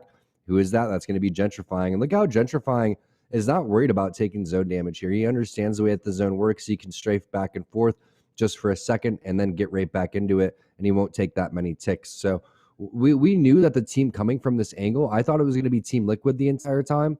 This team has a huge advantage because all of the teams that coexist over towards the beacon building, they all start to distract each other, and then you kind of come in unexpectedly and just pick up all of these kills. So again, a lot of this has to do with Aves and this grenades right here, really opening things up for G2, but G2 put themselves at the right place at the right time. Yeah, the trades as well. With Aves going down, that's when G2 know exactly that they could push up. And you have to imagine, you can see, you don't see them on the X-ray quite yet. And so it's after these knocks come through that G2 understand that they can go for this. There was an opportunity, maybe if nothing happened here on the north side, if Liquid just clean sweep Rockstar, or Rockstar clean sweeps Liquid, they had the opportunity to try and rotate south and play the choke over there instead. But you got to be able to understand who's in your lobby, who's playing where. You know exactly where Liquid are with this ring as well. And so this is just excellent game sense coming out from G2 to be able to take full advantage of the situation. Yeah, no doubt about it. And they're a team that gets a lot of confidence. They get a lot of momentum, and then they start to snowball things. So you got to watch out if you're the rest of the lobby right now, especially if you're, coming anywhere near the rotations of where G2 is. G2 didn't find any fights in the previous game, in the game that they won in game number 2. It was a lot of fights happening after there was only 10 squads left, but they were able to capitalize big time just in that small moment right there. So if they're able to snowball, pick up team fights along the way, they could be dropping some pretty big points, and that's something that G2 does really, really well. So looking forward to see who else is going to step up. I think Liquid's putting themselves in pretty good positions, yet they were able to execute right there. What are you going to do when that many grenades fly your way? That was so well executed in our Mobile One high performance moment from Aves that there's really not that much you could do it from the side of Liquid. Yeah, and at this point, though, I think the rest of the lobby has to worry. G2 with 30 points after 2 games, now 4 games left to go. We know how strong they can finish off. It's about carrying this momentum, though. We've been blessed so far with 2 very different rings. And so hopefully, I mean, overall, I think since the patch dropped, we've been getting some great rings. We've been getting a great diversity in rings as well. So hopefully that pattern continues to hold true heading into game number 3. We are getting that set up right now. We'll, as soon as we get into the lobby, we will get that game started. But man, I just love being able to re-see these nades over and over again. We have to remember that it's Liquid that's running the fuse on the other side, right? They're the ones that should have plentiful, bountiful nades, but it's Aves right here that just absolutely lays waste to them. And there's our cumulative leaderboard too. It's nice to see this. This is very important because look at that race for 4th place, which is the bubble right now. And this is kind of how it's always been, where you have a couple of teams that start off really, really hot or start to pull away. Right now, it's Intel, Pringles, and Razer, right? They are basically 100 points ahead of Team Pop-Tarts and the rest of this, and the rest of the partnered teams. Who's going to be the teams that end up stepping up here? Is going to be Rockstar. Cheez-It during Cheez-It Week has an opportunity to put up some big points. Splash is starting to heat up too. Apple Jacks and Rice Krispie Treats, we know they've struggled. They've struggled for a handful of different reasons. A lot of it has to do with the composition and really just kind of gluing as a team, and that's what SeriesE is about, is kind of getting through those humps and starting to really show what you're made of. So I'm looking forward to seeing Apple Jacks and Rice Krispies continue to learn as SeriesE is going on. They know how to play Apex. It's just a matter of learning how to play each other and play with each other in the situations that are being dealt towards them. But again, remember, there is going to be a regulation at the end of this, and these teams that are safe right now are feeling good. But Pop-Tarts, they're looking at this and going, wow, we want to put up some more points and separate ourselves from Cheez-It and Rockstar. Yeah, importantly for Team Intel as well, here in the top position in 1st place right now with a fairly comfortable lead, almost 89 points, it seems, over Team Pringles, or no, 79 points above Team Pringles, 69 points, actually. I can't do the math. Anyhow, for them, they're averaging almost 100 points per week. They did dip down this week in particular, but we knew that, you know, coming in from season 1, 2, that averaging 100 points a week is basically what gets you into 1st place. So they can have a bad week, because there have been weeks where Team Intel will, over the course of 2 nights, be able to put on about 140, 150. So as long as they can keep that pace, they should maintain this very comfortable position for themselves. Unfortunately for them, they didn't have the greatest of nights last night, but they do maintain this lead. It's nice to be in that top position with 7-8 weeks left to go, knowing that you're playing this comfortably in the lead right now. It does seem like we are having some issues getting teams into the lobbies. I mean, typical case with custom lobbies here in Apex Legends. At least the lobbies are working. Yeah, at least the lobbies are working for the most part. We'll get that going as soon as we can. Thank you all so much for being patient with us. We are trying to get the games. Casters aren't just talking for talking's sake. We want the game to get started as quickly as you do as well. Wow, they at talk home. so much. Casters, start the game. I would if I could. Where's my start button? That's what I've been missing. Yeah. Okay, there we go.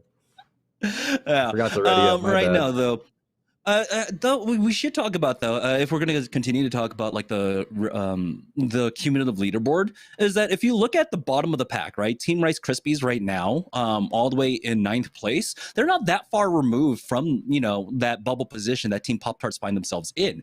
They're only 80 points off, so that's not a huge swing at all. We're not seeing a huge divergence, and there's still a huge play, especially with 8 weeks left to go, to play for that top 4. So yeah, you're absolutely right, Tom. Team Pop-Tarts are going to be sweating just a little bit, because that differential between them and Razer, Razer have a larger differential between them and Pop-Tarts than Pop-Tarts have with the 9th place squad. Yeah, and you just think about the caliber and the quality of the top 3 teams based on the points that they have too. I really just think that they've played so much better than a team like Pop-Tarts. That's why they have the amount of points that they have.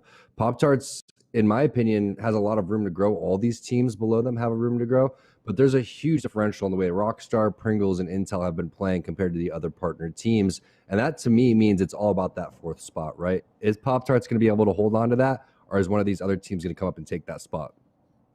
All right, here we go. Thank you so much for pressing that start button, Tom. That's right. I'm going to leak it right now. Tom's the one that controls the lobby. So we headed to game number 3. We saw a lot of fighting early on, but here we go. Joining on board with G2. Almost no one challenges G2 over here at Thermal Station, for a good reason. Yeah, and again, they're going to be an edge team, so they're not really too concerned about scanning the beacon. Also, we've had some pretty predictable zones, so they're just going to go back, get all this loot, and be feeling good about the situation that they're in. I mean, the last time someone contested G2, I think that it was like Taxi's team, and they got punched out, and it had like over 100,000 views on Twitter, and I don't think anyone's contested them ever since. So the G2 absolute psychos, and the way that they go about their business. And there's a wingman and a prowler. I'd be shocked to see a controller guy not grab that. Oh my goodness, what is going on? Gold mag. Yep, wait, Gold mag. double take. Yeah.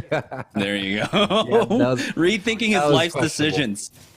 All right, XSET versus Intel over at Lava City. We got Knights versus Sentinels taking place over at our new POI that did take over Sorting Factory, Lava Siphon. As it looks like these fights are ending really quickly, but this one at Lava City still taking place. The Skittle Cakes is stuck outside. Let me in, don't block this door for me. But oh no, Verhulst had to reload his Prowler just as one was climbing up. That could have been a huge moment for him to take advantage of that. Almost got the knock on to that Octane. But now he does at least force him out. Might buy them some time to try to go for the res, and he's just going to do it out in the open. Yeah, it's the last player alive here, so that's going to be it for XSET, basically. I mean, great game number 1, but I don't see Klein pulling off this 1 versus 3. Everyone from Intel has got back into this. They're all healing, and they know the situation. Team Razor is going to be here within about 30 seconds. So it's time to, find this last player. I believe it's Klein, and get them out of the lobby so they can continue to loot. And not only that, anticipate this third party that's going to come. Is Razor going to come from Dome? Most likely. There it is, dropping down and just perfectly executed by Team Intel. Getting the res was a really smart play there. You don't want to go into a 2 versus 1 and make things a little bit interesting. And there it is. They're looking for the third party already. They anticipate this. They're going to be low on loot. They're going to be low on ammo and resources especially. But I think Razor is going to continue to push this one. Yeah, they were posturing for that, being on the south side of Dome here. It doesn't seem like, of course, throughout all of this intel, we're able to pick up the ring quite yet, and they want to try and get they left. Dupe up, and Razor do back away. Take a look. Intel's, though, still very wary about it. Verhulst is he's just going to do this one naked, and he will. So Dupe's not going to use the bubble for them as he's going to continue to loot up. They were slowed down by that 50-50, and so that now they need to make up some time for this rotation. They do get the ring information for us. So let's go ahead and take a look at that. And oh my goodness. This one has an opportunity, of course, to pull either side, Skyhook or the same ending that we had last time, maybe even going down to the southwest. So this is where I want to see where Team Liquid play off of this position. This is an ugly zone. I really don't know where this one's going to end. The last one was a lot more predictable, but this is feeling more on that Skyhook side. And I like where Lightstar Joe and their team is setting up on that very, very north-hand side, because typically the zones are going to continue to pull like that. So holding that beacon building, etc., is going to be pretty big. I wouldn't be surprised to see if this continues to go over towards Skyhook on towards that side of the mountain. But going back to Intel, they have the Balloon, they have the Valkyrie. I don't think they're that worried about how far this rotation is going to be. But ideally, you don't want to go all the way across the map. Valkyrie is going to make things a little bit easier, but they're going to have to be taking some more fights along the way. They're picking up some great loot as well and using those replicators. Even though they got into that 50-50, they did have to commit heals and everything into it and be able to recoup their losses off the replicators alone. And they have plenty of times, like you said, with the balloons, with the Valkyrie ultimate as well. They can safely get into the next ring for now. But you can see CLG over here currently at Frag West, as they are holding down the building for the time being, but they don't want to go ahead and push too far in. It looks like they'll be happy to just hold this position for now, as Vaxon is just showing off his parkour skills. Yeah, Vaxon's a very good parkour. I wonder how he'd be in Tag, though. Have you seen Tag on ESPN? It's pretty intense. I'm pretty sure someone is signed by Envious to play Tag, which they have chess players, they have Tag players, I love it. That's actually crazy. Envy actually has a tag team. I would love to. Sure. Man, I've seen it. Right? I think Aaron Simon posted that up a couple weeks ago. But just professional tag. I would fall immediately. Like the courses are insane. Try to do something cool. Yeah, I would try to do something cool, and then I'd be the guy where everyone's just like, "Ooh, he just cracked his skull open, or he just hit his face on the side of the pole." That would be me. Yeah, I'm going like headfirst into a railing accidentally. That's what's going to happen. Yeah. Take a look at how aggressive CLG are playing right now. As Slurpee sets up the port to take roof control for them. Looks like they think this is going to be a free fight, and they're going to look for it now. We do have the Seer ultimate going down, it does seem. And so CLG will not have that opportunity anymore, but they at least force out the Seer ultimate. But I mean, that's small consolation. Or never mind, it was just a Seer Q. But the Seer ultimate is still on super low cooldown. Renegade's trying to get aggressive here, pushing out a tree. They ran into Sentinels. They do trade 1-for-1 though. Either side should be able to get the res. I don't think either is going to get too aggressive. Bubble reses out now, as Saucer will get brought right back up. Defensive bombardment just for good measure. But here comes G2 with the third party. Wow. The timing!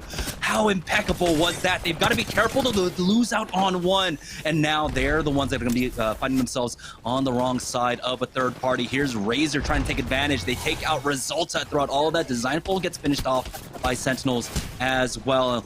Now Sentinels, they're trying to get back those kill points that they lost out on, but Razor should be able to survive, run into the zone if they need to. This is just ring number 1, you have to remember, and so you could tank this one indefinitely.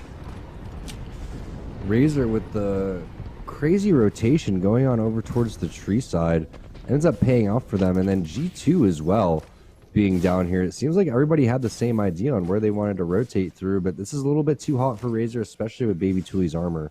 You don't want to go into a fight against these top teams with the gray armor. That's just absolute suicide. So they're going to back off, reset, figure out how they want to go into this zone. And again, with just round number 1, there's a lot of different options here. So I like this play. Go back, heal, reset.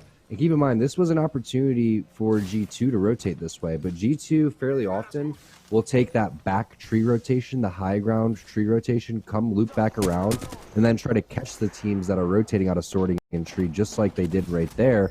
Unfortunately, Razor was there to answer. Cloud9 up at Epicenter right now, I think getting involved in the fight as they push for that res. They get the re-knock onto Joey Cherished, and Zach Mazer, with the help of Stay Naughty, will be able to take off backs on CLG, just down to 1 remaining here. Gonna get finished off in just a moment. Prowler. 1 damage nerf, by the way. It really doesn't do much, I would say, at the end of the day. Cloud9 finishing him off, getting the 3 kill points for themselves, clearing out a lot of the eastern side of the zone. Yeah, it doesn't matter because it's still just so fast in the TTK. So nice job by Naughty there, especially when you're rocking the controller. Going to be feeling good about the situation. Wingman Prowler going to need a lot of heavy ammo overall to continue to lay down that damage. But what a job and what a bounce pad by Zach Mazer, flying through, then the presence of mind to go for the knocked player, and the EV8 shots were connecting. The tracking was really, really nice. So C9 getting back in this one with some kills. We'll see how they want to go and approach the circle that should be moving over towards that Skyhook side. I would really like to see a third scan onto zone number 3 to find out exactly where this one's going to go. But it looks like, just testing out to make sure this wingman's not broken. That's what Naughty's doing. Yeah, there were 3 big zones that I was looking at when we saw the first scan. The other factor that we have to realize is that, Countdown was also in, so a good portion of it as well. This could go over towards that car on the eastern side, but no, this is going to be a hard pull. It's going to be a very similar ending, almost the exact same ending that we had to game number 2. The ring is a little bit further north. We've had so much diversity in zones.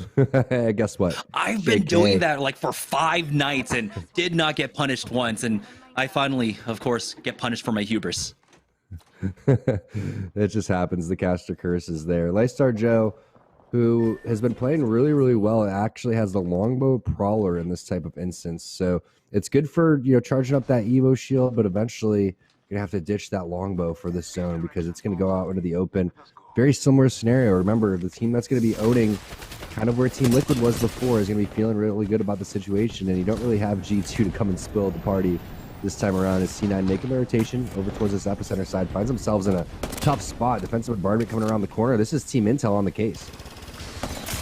Yeah, the bubble out here as they try to use that tactical from Skittlecakes. Now nades out to flush them out from the right-hand side. Skittlecakes is there to try and match them, but it's a full push from Cloud9 on the same angle. He's got to be careful as he could just full swing 3v1 onto him, but Dupe with the flank gets the first knock onto Naughty. We'll see if they can punish them for now. There's no bubble on the other side, we have to remember, but Verholst is taking a lot of damage as Zach Mazer picks one up down to a 2v2, and Verholst is basically out of this fight as he's stuck trying to hit the shield bat. Dupe is trying his best. He does trade away. Ultimately, ultimately bringing this down now to a 1v1, but Zach with the gold armor will start healing up, challenging in the 1v1 now, but it's the Prowler on the other side, a lot of it going into that knock shield, Wow. and Zach Mazer clutches up. C9 are still in the game as he gets the res onto his teammates. They played that a little bit too passive. As soon as the first knock comes through, I would have loved to see some extra aggression. Instead, they're kind of running away from the fight. Well, it was like C9 loses a player, and then they became the aggressors. That's basically the opposite of how it should work. And now Intel gets punished because of that. Just a little bit of sliver of HP for Zach Mazer, but they should be okay as they're going to go for that res. And Pop-Tarts is going to take a page out of the Pringles book. This is where Team Pringles was locking down in the previous zone in game number 2. Now they're feeling good about locking this down here as Z Davis is going to be getting some heartbeats over through the wall, trying to find out exactly where these players are. And this could be the most OP thing ever. You can see it shows arrows even on where you should potentially be dragging a little bit more to find these players. I don't know about that, man. It's the highest value, I would say, passive of any passive in the game. I don't think anyone really gets as much value off of it. Maybe Watson with the ultimate excels, if her ultimate was stronger, but it's been nerfed to the ground. So I put the value of Watson's passive like very far low now. Here we are on board with Team Pop-Tarts. This is the position I believe that Pringles were playing in game number 2. This time it's going to be Pop-Tarts here. They do have one player pinned down on top of that sniper post, but he's going to be fine. He's got plenty of cover up there. He just wants to make sure he's got an eye on Skyhook for any teams that are trying to move in for this position here. So it's just going to be a lot of passive plays. I don't think anything really is going to happen until ring number 4 or 5 to pull teams out basically towards this area once again, similar to what we had in game number 2. And remember how game number 1 and 2 played, where even in game number 1, towards the tree side, we saw like 10 teams, and half of them were running around in circles in one building just trying to survive. So this has been a very methodical pro day where these teams are taking their time, trying to figure out how they're going to approach the situation. And this is the best, case scenario for practice, especially when you add all of these different metas that we have in here, all these different compositions. I think it's pretty exciting. Yeah, I mean, Seer is basically, almost 100% pick rate, but it's just nice to see, the option to have a Bloodhound, Gibraltar, Octane, Wraith, Valkyrie. There's so many different legends, Horizons being played. It's a pretty exciting time for Apex, even though we know the current strengths of Seer are just a little bit too strong. Yeah, but ultimately opening up kind of like the hero pool, I think is so nice to see. We're seeing some Gibraltar-less compositions like G2 was running. Seer Ultimate's going down now with 14 seconds left to go. Splash need to make a move here, need to do it quickly as they will have the ring to the back. That team stuck inside the car. If they have any nades, they could get so much value off of it. It looks like they think they have enough time. They'll just loop around and go towards Skyhook. But there's a team actually cutting them off at the pass now. Stuck inside this building here. Turns does have his ultimate at the very least, so they have full information across this battlefield. Early bubble out from Jibby as you see Malice Mamba try to go for the peak himself, but there was a sliver of that bubble on the other side of the wall that she was able to utilize to heal up. We're going to have that port coming out now just to cover the door here, but they've got a Wraith port of their own to try and get the flank, or try and get the inside angle on them. Gibby is here to try and punish, gets the first knock onto Gentrifying. It was G2 on the other side of this fight, but Gibby might just go down, and Nestle Splash are going down to the ring. Malice Mamba's the only one alive, and he will ultimately fall. Sentinels will pick up some of these kills, though, here on the south side of the map. There's a team just playing to the east of them right now over by that choke, and we have a very similar ring. It's almost the exact same ring that we had in game number 2. Tough spot to be in for both those teams. They basically grief each other and take each other out along the way, with Sentinels being the beneficiary of all of that. And now you have to make your way through this choke, though, which, well, it's not that big of a choke like we know across from Sorting Factory into that no-name area, having to go over towards Fragment. That one's absolutely brutal to walk through. This one a little bit shorter, a little bit, easier to fight your way out of, but nonetheless, not a position that you want to be in, especially understanding that you could have someone pop out of this tunnel at any given point in time to third party. So Sentinels is in a fairly tough spot. We'll see how they end up trying to get out of this one. going to be all about timing for their push, as Team Razor now are going to be stuck on the Skyhook side, and they have to make a play for themselves. Do they commit to the north or the south? It's going to be into this fight. They don't get the knock on the other side up against Rice Krispie Treats. It's going to be Lightstar Joe. Nemusona does fall, though. It's brought back down to a 2v2 until Zara Tricky is able to bring this one down. Third party out now from Era, though, looking to finish things off. There's just one left for Team Razor, getting chased down. Rice Krispie Treats are down, and there is a SeriesE hitting onto the final player, just 1 HP, and he only needs 1 bullet to finish him off. Era finished that off, and now they're looking for the third party coming up behind them as well. Instant pivot onto that, finishing off Applejacks as well. Holy cow, Applejacks just got apple smacked right there. They didn't even stand a chance against Era Eternity. Sunny is looking really good with his shots right now, but also the decision making, not chasing up the stairs, understanding that player is going to make their way over towards the 3rd floor, elects to go up, hits him with the SeriesE, gets the information, stops the healing, goes and peeks through the door, gets the final shot, and stays extremely healthy. 303, they're getting dropped over towards the side. Is this the push that Sentinels was looking for? It is, and the timing, like you were talking about, needs to come in at the right time. Probably could have predicted that if you were 303. I mean, the zone's closing. When do you think they're going to push? But Sentinels is just looking too strong with the team shot. It's now Era fighting their way through the zone. Gets to the spot to be in. Eating defensive bombardments. Eating Peacekeepers to the face. Aves, Kimchi, and Rockstar doing some serious gatekeeping. Yeah. It looked like Liquid rotated a little bit earlier on, and they did not fight for that top position, leaving that up as Pop-Tarts find themselves in a fight as they are forced out of that train tunnel. And Rockstar, Crummy kicks one off. Cloud9 out. We're down to our top 5 squads. We got Rockstar, we got Liquid, Cheez-It, and Pringles possibly still alive throughout all of this. The ring will be pulling towards that beacon building. For now, though, Rockstar will take a moment to basically take inventory of the 6 huge loot boxes that they have over here to play off of. What a strong position for them to be in. No one here challenging them on the northern side, so they can wait for the action to break down there on the southern side of the map and just walk in for free.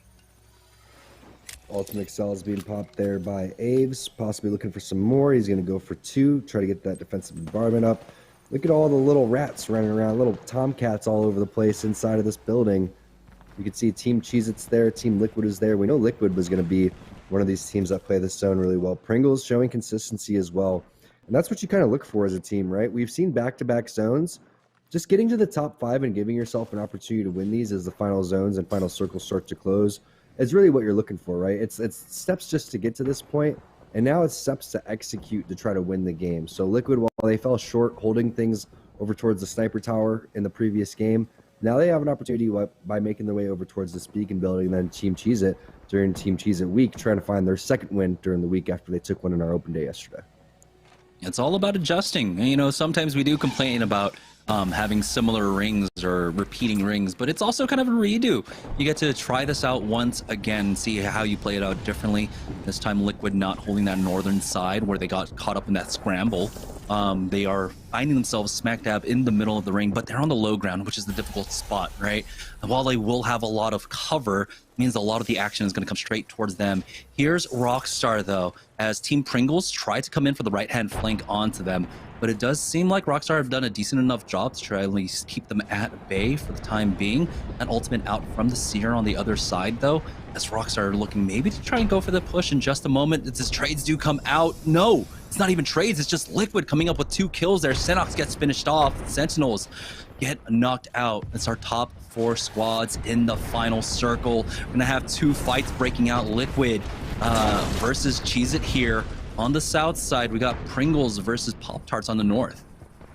Wow, they took them out while they were on the roof. I wonder if that was the full 3-person squad or not. And there's the send over towards the side. Probably going to go in. Crummy's over there answering. It's going to be 2 knocks, actually, for Team Rockstar after the first one goes on over to Pringles, who's full. It looks like the last player's coming in. And there it is. Team Pringles dropping to Team Rockstar. And that's huge, Jamerson. Remember the cumulative points that we're keeping track of. Rockstar is not inside the top 4 right now. They're fighting to get there. Team Pringles are already sitting there inside the top 3. So big win there for Rockstar. They're going to continue to hopefully get some points, but no, fun answers right back. Keep in mind, Team Cheez-It is big chillin' in this building. the entire time. You have Liquid on top of the roof, but Cheez-It's not worried about anything until they see a lot of action in the kill feed. You can see no kill points yet, even for Cheez. They're just playing for the late game. They've secured at least 7 points in terms of placement, but they're starting to consider going up top. The Knuckle Cluster to finish off Kimchi Lee. Do they have a mobile respawn beacon trying to get him back in? We'll find out in just a moment. There were a lot of loot boxes up north, but I don't know if they grabbed any throughout all of this. Cheez coming in and actually stealing some of the armor swaps that Liquid had prepared for themselves on the low ground now. And so Cheez might just be waiting out for Liquid on the drop down here, hoping that Rockstar and Liquid engage each other. We're gonna have a lot of ultimates here, and Liquid are just going for the full send onto the two-man. On the other side, they don't trade anything. They do survive. Do they have a bubble to survive throughout all of this? Doesn't look quite like it. Is Finicky now pushing up? They do get the knock at the very least. Flanker, the first one to fall, but Cheez losed out on one themselves. Here comes Finicky with the flank. Now it's all up to Mollis. We'll see in the 1v2 if he can clutch things up. Nocturnal's there on the high ground. Now, might actually just be a 1v1. Mollis gets peeked. It's the red Evo versus the purple. Mollis is on the wrong side of this fight as he's stuck on the reload animation, tries to climb up, and now Nocturnal will be able to finish him off. Team Liquid will be able to get the win here in game number 3. And what you like from Team Liquid right there is as soon as Nocturnal is allowing that battery to go off by Mollis, his teammates are calling out, hey, he's healing. So Nocturnal understands that's his opportunity to peak. He knows that he's ripped off a majority of his shields right there, and that's when he starts to get aggressive. I love that play from Nocturnal. I also like the way Cheez played that as well. But Team Liquid, like you were talking about, they get the redo. They don't get Aves throwing 1,000 damage worth of grenades towards their way, and they survive to win game number 3. Great bounce back from Team Liquid here in game number 3. We've had 3 separate winners so far, so our leaderboards are going to look nice and spicy. We're going to take a bit of a longer break here as we have hit halftime. So go ahead, stretch your legs. We'll be back in just a moment for game number 4 in the second half of the night after this. Yo, what up? My name is Finicky, and I'm fixing to try the scorching hot cheddar Cheez-It right now.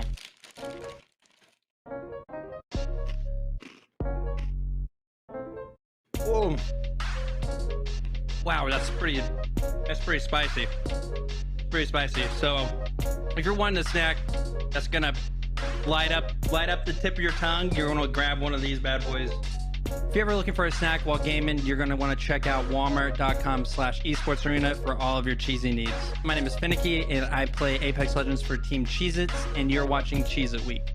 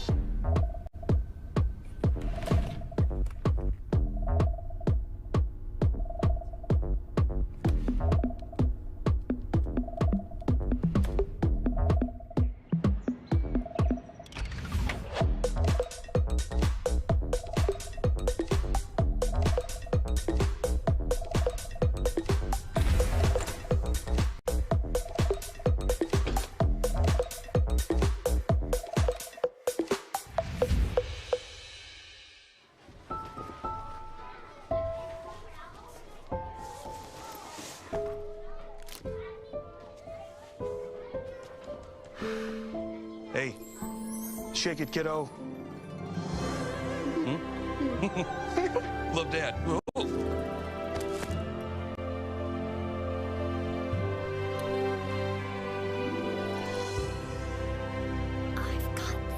Kellogg's Rice Krispies Treats. A little love when it's needed. Kellogg's, Fruit Loops, Apple Jacks, Corn Pops, Tiger Paws, they're Jumbo. Jumbo snacks, snack time heroes. Go take them on the go. Cereal, magnified, showing up for snacking time.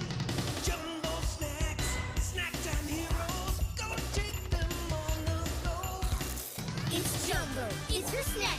It's Jumbo Snacks.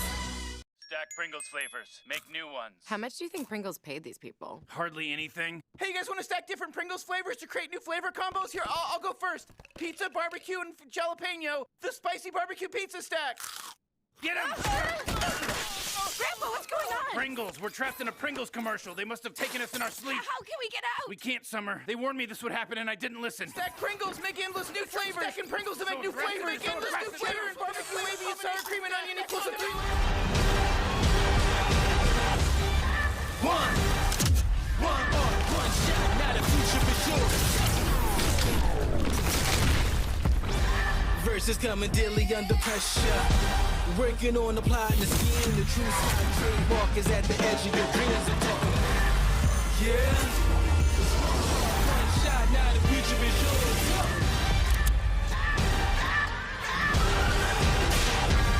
I'm turning dreams into reality. In the lab with the formula and chemistry. New memories spark and motivate and make the industry shake. Put the bars in the brakes. I'm talking one chance episode. Go for the code. It's one shot, not a future for sure. Let's go. Imagine you love frosting and filling. I do love frosting and filling. Oh, well, imagine if there was a way to enjoy that delicious goodness anywhere, anytime, out of the toaster, out of the box, out of one of those baggy thingies, with nothing but a thin layer of foil between you and... Pasta. Yes, Curtis. This is a commercial about pasta. I love it. Frosting and filling for your pasta. I like pesto. Cheez-It snapped. How's it taste? It's so thin, crispy, and cheesy. And I just want to keep eating it. And eating it. They love them. Snapped. So good we may run out of cheese. It's fruit refreshing, refreshingly sweet, but without sugar, 0 calorie treat. They're all our top flavored splash. It's fruit freshen.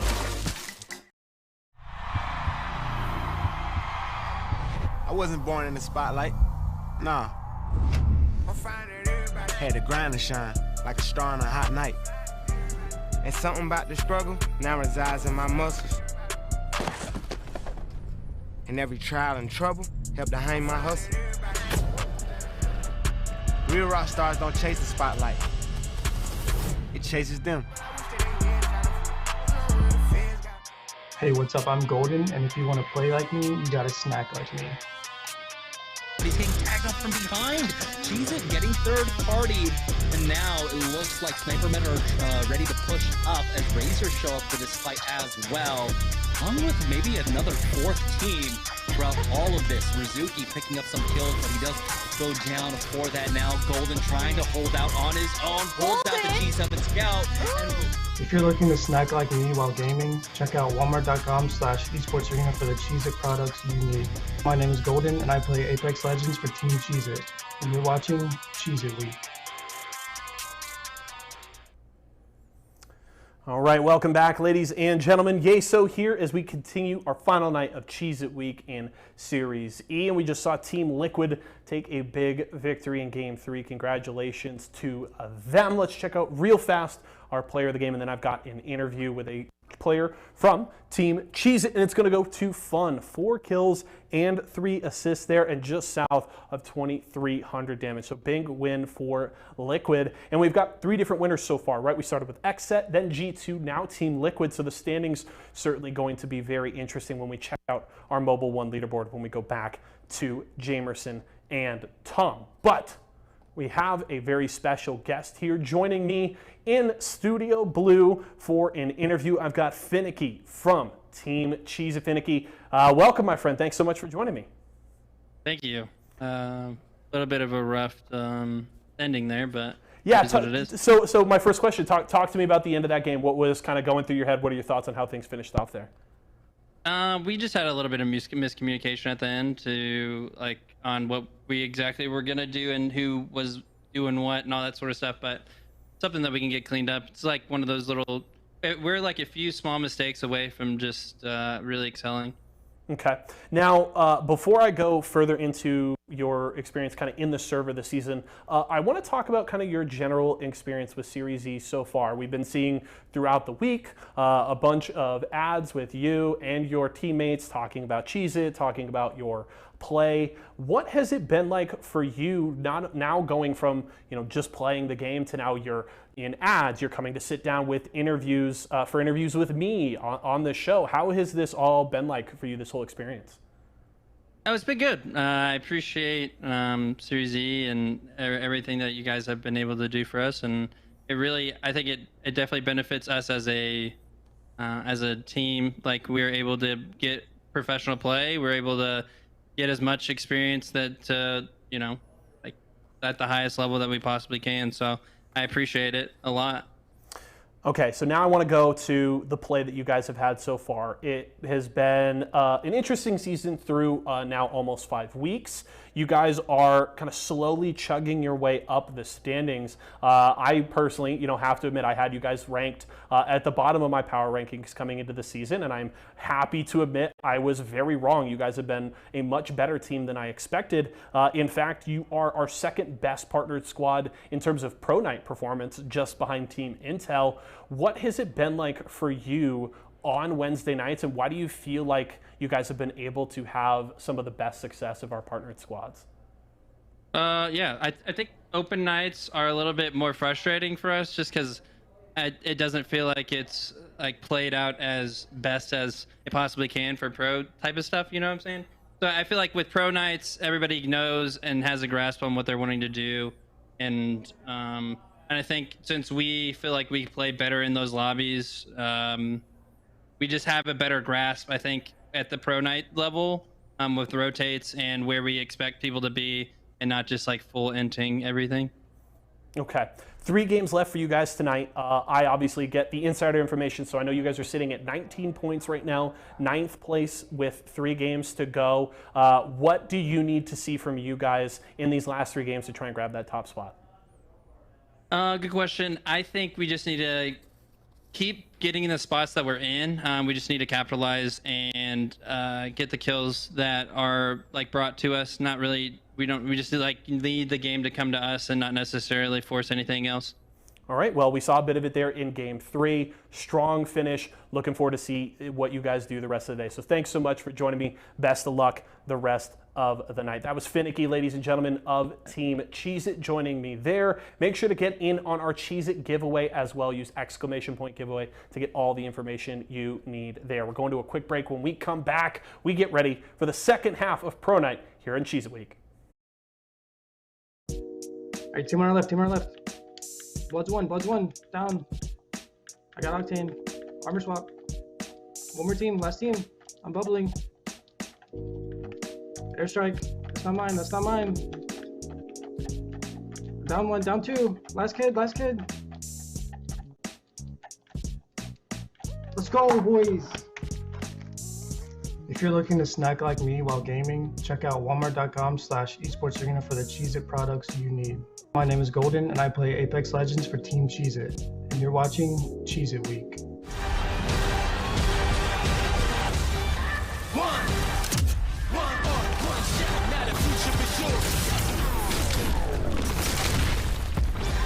Verses coming daily under pressure. Working on the plot and the scheme. The true side trademark is at the edge of your dreams. I'm talking. Yeah. One shot, now the future is yours.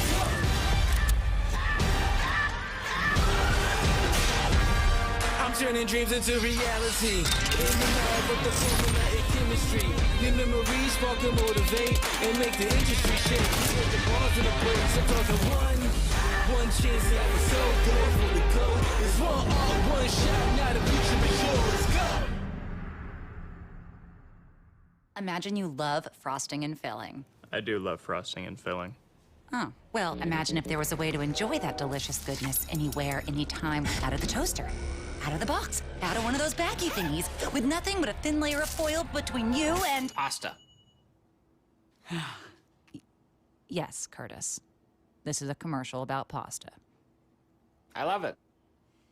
Frosting and filling for your pasta. I like pesto. I wasn't born in the spotlight. Nah. Had to grind to shine like a star on a hot night. And something about the struggle now resides in my muscles. And every trial and trouble helped to hang my hustle. Real rock stars don't chase the spotlight. It chases them.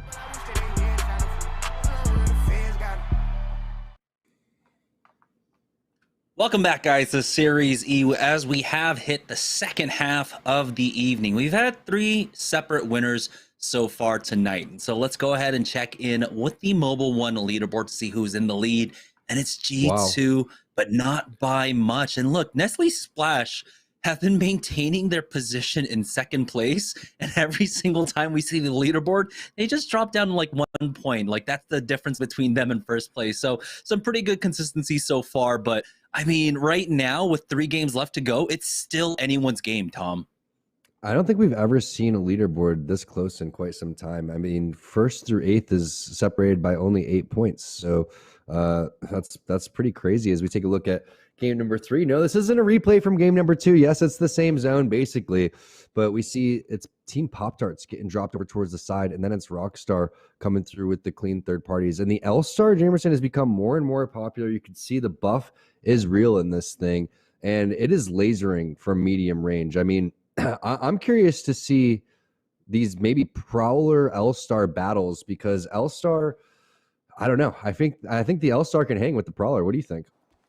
I think its ease of use is so much better now. And here we go, heading straight into game number 4 on the board with Team Liquid. I've always liked the L-Star, but I definitely didn't favor it for the medium to long range, of course. But with the change to the visual particles, at the very least, makes it a lot more easier to use. You can actually see what you're shooting at. But what is Team Intel shooting at? Well, it's going to be Exit on the other side of this fight. And the fight's been taking place very similarly. This is the 3rd time that we've really been able to take a look at this one. For Team Intel, it's been about funneling them into the train yard and trying to take advantage of them being stuck inside a position. Nice thermite gives them an idea of what they're fighting up against. And oh no, the blind peek as Skittle Cakes tries to punish that, but he realizes the 2v1 peek is a little bit too strong. Verhulst and Dupe were behind them, but what a quick turnaround from Xset, getting the knock onto Dupe. And oh boy, this time around, Xset will be able to get the team fight win ultimately. But this fight took a little bit longer than it did in game number 3. There's an opportunity here for Razor to try to come in, but it doesn't seem like that's going to be the case. So Xset are going to be able to survive. They've got the scan just in case for that Razor third party. They'll be able to go for the full reset here. CLG find themselves in a fight over here at Frag West, though, surprisingly enough, as it looks like maybe the team coming up from Frag East, and that is not going to be the case. It's actually the Pittsburgh Knights that are over here challenging them for this spot. SeriesE is going to try to slide in and do some work over here, but it's not going to work out. There's just way too many people in the vicinity. Here comes Finicky trying to slide in, and I like the way that they've been playing patient throughout all this. There's the shots, there's the finish as well, and a couple of kills going their way. I mean, there's so many 50-50s that are taking place to begin this one. And going back to the Intel XSAT fight, we were talking about Skittlecakes and how he made the mistake of doing the opposite side of the stairs where they walk up the stairs, the top of the ramp, basically. This time he goes above the exit sign. They come up. They are completely, oblivious to the fact that he's even there. He has 2 free shots on players, and he's not able to have his team capitalize on that. That's just, bad timing right there, and unlucky timing, but a great job by Xset, really, to just reset and win these fights against Intel, who's probably one of our strongest teams that we have right here. And Intel, fortunately, is so strong that they're not really worried about their cumulative points. They're more worried about how they're going to win this fight. And the way that they win that fight is, honestly, they need to save their grenades, and they need to play the stairs, and they need to all play the top. If they come from the bottom and they all just start coming into the same spot, they have to cross up, and then they have to clamor, or they have to take a spot, and then all they're going to do on the exit side is come right back around. So everyone has to work with Skittlecakes, come from the top, and if they just, send it all down those stairs, maybe even, then that's even better than what they're doing. So they're just going to have to work, stop staggering. You can't just stagger in these fights, and I think Skittlecakes is on the right track in how he's going to win these. Yeah, for Exit, you saw it was a quick just turn, right? Onto the quote-unquote weak side, fighting the 3v2 or fighting the 3v1 wherever they get the opportunity there. And so you got to be very diligent with your timing when it comes to that. We do have Sentinels making a quick move, and they're actually running into Pop-Tarts right now over at Epicenter, but joining on board with Rice Krispie Treats, as they do have, it looks like, a good vantage point all across them. There's a nice world drop for them to pick up as well if they want to pick that up. There's so many teams. We saw the map as it's going to be a survey zone. Everybody is starting to filter in right here, and you don't need Watsons to hold these buildings anymore. Instead, you're just going to see Syracuse being tossed left and right out here. So it's going to be, I would probably say, over half the teams are going to coexist in this area. You're going to have so many different areas that you can play, and the rest of these teams are just going to have to duke it out on the outside and try to make it in. This game is going to really slow down. There's going to be a couple more fights, but for the most part, once we get down to maybe like 12 squads, 14 squads, we're going to be at a standstill for a while. Here's the third party from C9 trying to punish Team Pop-Tarts, getting the first knock onto Rakanishu. They were trying to recover from that. It just was so fast. You can see using Zach Mazer as that entry. He just was right on top of that door, and they're punishing now. Rakanishu gets thirsted off. They'll get the knock onto Lion as well. It's about finding the last player here. Now, the squad might be showing up behind them, so they're just going to make sure they watch their back just in case. But it looks like it'll be just some free loot for now. They've even got the replicators to play off of here if they need to. Cloud9 doing a great job of just holding down this portion. Of course, it looks like Ring might be continuing to pull up here towards Climatizer. There we go. Forgot that for just a moment. As you can see, it's just on the outer edge. A little Kobe action right here with the defensive bombardment. And when you watch Zach Mazer and you watch Alberley play, you can just see how mechanically gifted they are. You can see why they decided that they wanted to go with this team. You have Naughty, who's going to come in last for the fights, and then you have Zach Mazer and Alberley, who are basically going to entry frag and be two of the strongest entry fraggers. Really the only teams, there's not many teams that could hang with C9 in hand-to-hand combat. Like, I would say maybe G2, you know, TSM even, but even then, I would say C9, if they continue to get their team fighting down and continue to mesh as a team, is going to be one of the scariest teams to go up against. So unfortunate for Pop-Tarts right there, and they're going to have to go back to the death screen eventually, because I think they have one rat left on the team as Lion was taken out. Razor, they're on the edge like usual. Again, there's going to be a lot of teams fighting on the edge right here. The teams that can't make it into the survey area, they're hoping for kills, because the chances of them actually getting into survey and getting to the end game is going to be pretty rare. So one team's probably going to make it out of this all alive on the outside, and the rest of them are just going to camp in buildings. Gold heavy mag not being taken unless Tricky picked that one up for his squad.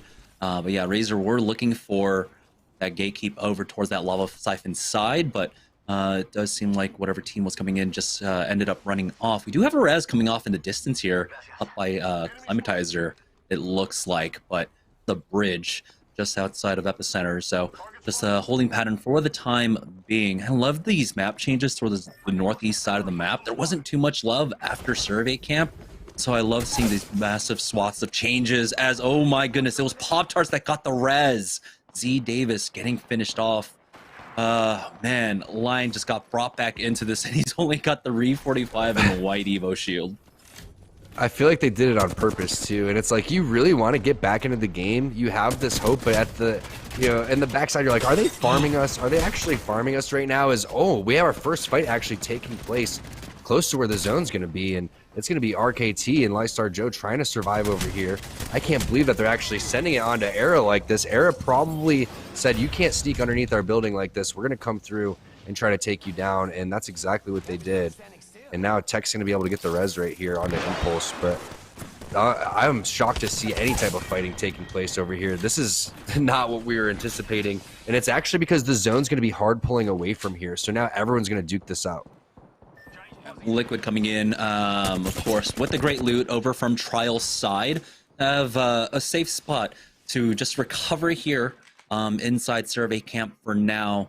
Maybe there's an opportunity for them to swing far north here, as yeah, that pull towards Epi, that pull towards Climatizer took a lot of people by surprise at the very least. But Liquid with these double golds can just reset real quickly and go for another fight. And it looks like for the time being, they're just gonna use this opportunity to get the free loot. Triple gold armors now for Team Liquid. It's kind of crazy. I can't remember the last time I saw that unless it was on Team Liquid. Great shots right there from Designful, starting things off with a headshot.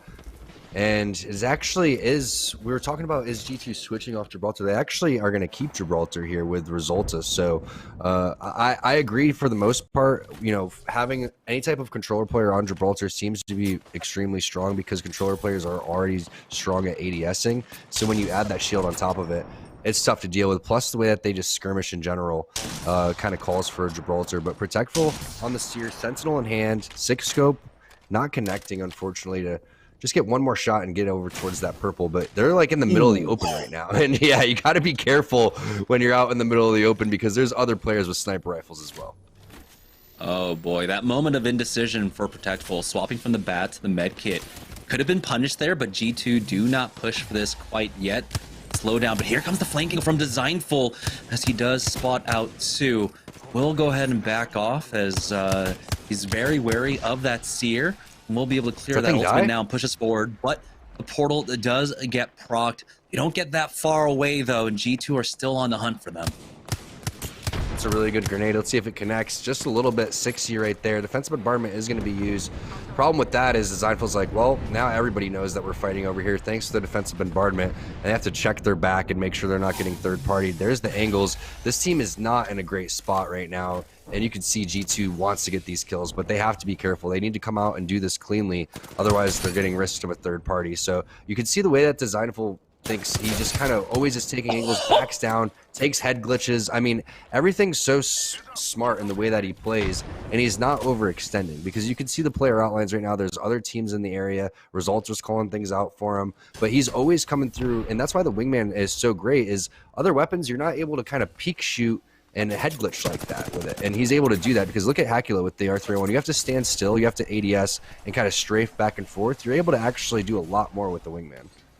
Yeah, any spot that's 20 meters away from G2 is not a good spot to be in, and that team is definitely feeling the full brunt of pressure from them right now. On board with 303 though, they're running the Caustic. We have to remember that Caustic did receive a buff, basically a 20% buff on just the cooldown of his ultimate, down from 25 seconds to 20 to recharge a barrel, along with the damage changes as well. We saw some teams experimenting with him since the beginning of the season. But not as many teams have held on to continuing to run that composition, but 303 will stick to their guns, or at least stick to their barrels for the time being. In a decent spot with a good control over this building.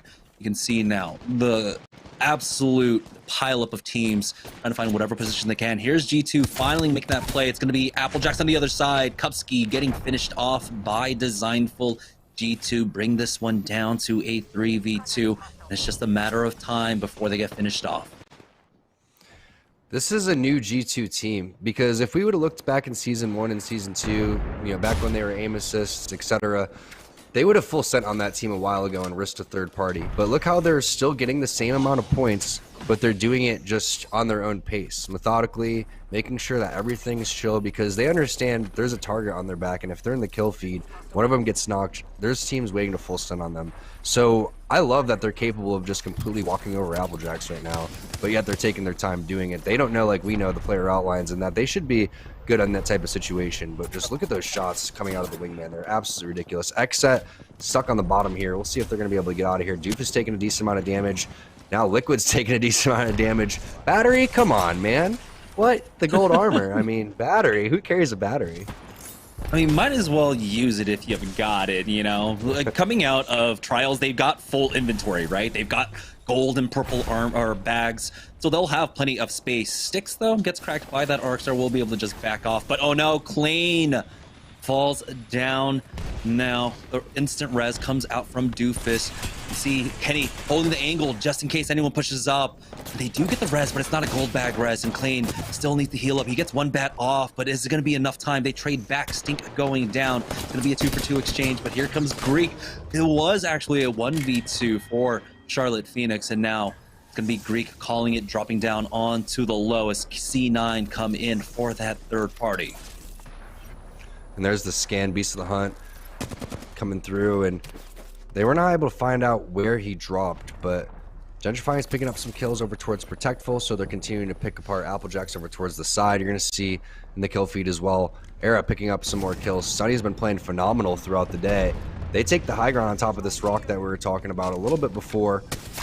And look at these angles. Really nice shots with the Devotion Turbocharger coming in through Tech as well. Gonna have to back off, hit a cell. I mean, how many gold armors are on World's Edge right now? Jamerson, I mean, I get it, but you know, you could shoot the bots and there's vaults and all that type of good stuff, but you know, what is going on right now? Gold armors all over the place in game number 4. And look at the positioning right now for Team Liquid.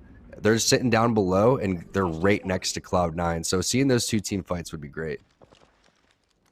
We'll see that in just a moment. Ring pulls a little bit away from Climatizer now, a bit more into the open. And we have some buildings still in play and some train carts and such to work off of. Malice Mamba. He's got 11 shots in this Kraber here. We'll see if he can get any value off of it. As Nestle Splash, remember, they were in second place, down by 3 points. And so this is one of the worst games that they've had so far, playing it out as a duo, losing out on turns very early on. And they have a long ways to go to try and reach the top 3, top 4 position here to get really good placement points. We'll see how long they can survive for. They have a decent position at the very least in this ring, but action can easily come to them. That's why Malice Mamba is just playing outside right now with this Kraber, trying to keep the fear alive in the other teams around them. And I like the way that Malice is not really letting that rip quite yet, because he understands if I shoot this guy over towards the side that is in the zone, that doesn't make any sense. So I need to focus the teams that I'm gatekeeping. I need to hit those shots. Nice job by Stunny getting rid of that jump pad, taking a lot of damage though from the L-Star to the face. Took about 150 and only did about 45 as Tech takes out that Devotion Turbocharger. Fortunately has a lot of ammo in that, but the gatekeeping is tough because you have to also move with the zone right here, and you got to be careful because you don't know exactly what's going to be in front of you. You also don't want to take too much damage and die to the zone, but that Devotion is going to just rip them apart. And speak of the zone, there it is. Tick, tick, tick. That thing is doing serious damage. Jump pad to get Impulse at least into the zone, but G2 are there. They've got the range to just finish them off. G2 really starting to turn on the pressure to the rest of the lobby right now. They'll be able to pick up all that loot as well for themselves. And they're in a great spot. They've taken some really great fights, and so they're still topped off in terms of ammo, meds, everything at this point. They've almost got the red Evo shields for themselves as well. Gold helmet going over onto Resulta as well. That's going to be super nice for them. But here's Malice Mamba, Nestle fighting back up against them, as we did have one of our guys drop, unfortunately, there. But here we go. We're right back into it.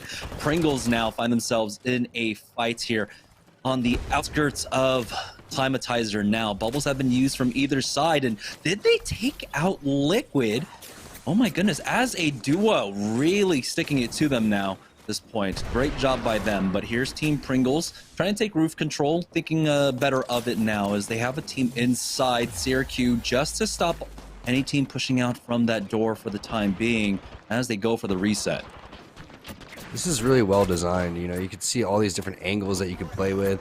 There's not much cover over towards here, so they're like, all right, we got to bounce out and try to figure a way to survive. So going inside and trying to coexist is a play, but looks like there's some rats running around trying to survive as well. So everyone just keeping their head on a swivel, and finally some safe haven here for Team Pringles as they have to move in about 15 seconds. Still just taking damage all over the place. Ping's going down over towards the right-hand side. I really like this angle that they're taking. They can get in front of everybody and basically gatekeep. Surprised no one has even considered this quite yet. Look at all this cover. So much more cover than they were dealing with inside. They're going to be on the slow side of the circle too, and they have the safety to get in, to just walk in, buying time for Depressedly to get that Phoenix kit off. Crucially for them, might have G2 up to their north, so you just got to be careful a little bit how you peek now. We're down to 6 squads as the ring starts closing up. It's 15 players remaining though, and so 2 squads are currently damaged now. Yeah, all of it is basically out in the open, finding some sort of cover. That's going to be the biggest real estate here, and they have plenty to work with. G2 trying to pressure the south side of the zone. They've got to be careful with the defensive bombardment going down, but they do have a bubble that does get infiltrated by a player for now. But Designful is just hitting such good shots. Malice Mamba gets taken out, but G2 are getting punished. Gentrifying's the only one left alive, and he was not able to port his squad out, and he's just out in the middle of nowhere. Cheez It picking that one up. Another top finish for Cheez It here. This time around, though, they've got kill points to follow it up as well. Nice SeriesE gives them full information as they push up onto the squad. It's the final squad remaining here, and they're going to be able to finish off Cloud9. Team Cheez It here for Cheez It Week. We'll take game number 4. And I'm glad they had the presence of mind to not go for that last kill and actually pick up the kills on the ground along the way to give them the extra KP. That was so chill from Cheez It's point of view. You could see how much action was going on over towards the other side. Cheez It was just waiting in the wings, just like they were in the previous game. This time they're able to capitalize, come out, and get a lot of kills as well at the end. Yeah, the long game paying off for them in this game with the kill points as well. So Cheez It taking game number 4. Will be able to just propel themselves immensely up in the leaderboards. We're going to take a break, and when we get back, we'll have game number 5 of SeriesE Pro Night after this. Hey, what's up? My name is Golden, and I'm about to try the white cheddar Cheez It for the first time.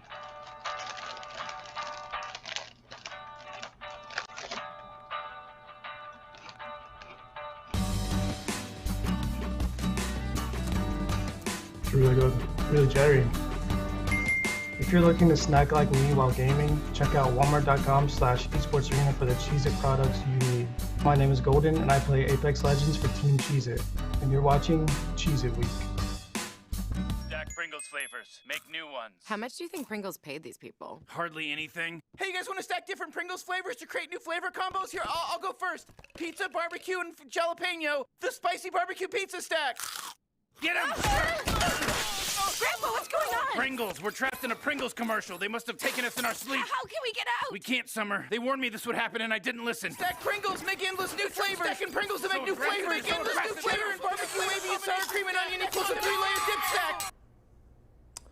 All right, welcome back, everybody. Yeso here once again. Game number 4 all set there in Team Cheez It. We saw them get second place in game number 3, and they pushed it through for the victory in game 4, taking out G2 Esports at the end to grab that win. So big plays from them, and you got to hear from Finicky at halftime. He was talking about how Cheez It needed to kind of let the game come to them, and that was how they were going to win games and climb up the standings here in the back half, and they did just that. They get control of the zone, let the game come to them. They finish out strong, so congratulations to Cheez It. Now we'll have to see if they can keep that rolling through the final 2 games. Now let's check out who grabbed player of the game here for game number 4, and it's going to be Finicky there. 4 kills and 3 assists and just over 1,200 damage. More of a quiet game in terms of a victory from Team Cheez It there. 1,200 damage, not an incredibly high number, but Finicky getting the job done. And again, it was about their positioning and letting the game come to them. They did exactly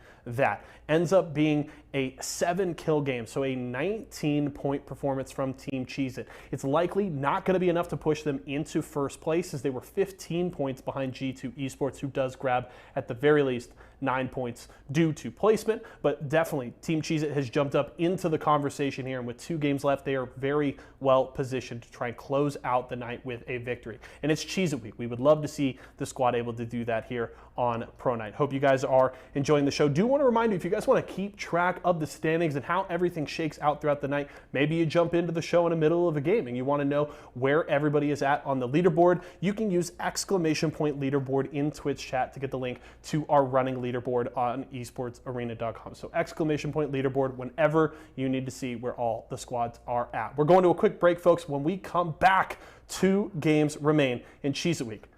We'll be back with SeriesE. All right, I'm holding right side. I'm scanning. All right, yo, Gibby's one. Push through. Okay. All right, perfect.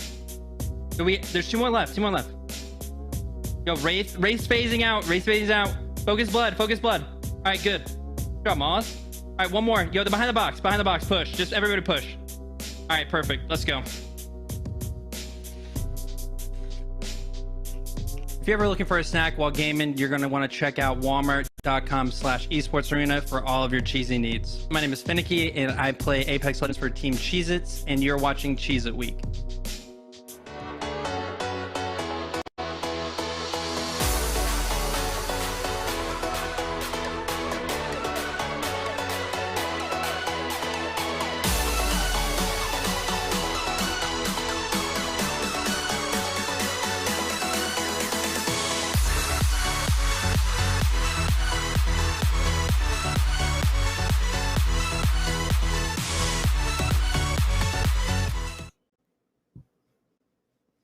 All right, welcome back, guys, to Series E. We got game number 5 just on the horizon here, but before we get into that one, we have to check in with the Mobile One leaderboard. So let's go ahead and take a look at that. 4 separate winners across 4 separate games, but it's Cloud9 that now find themselves in the first place spot, 48 points, 5 points above G2, with Nestle Splash finally dropping down into 3rd place.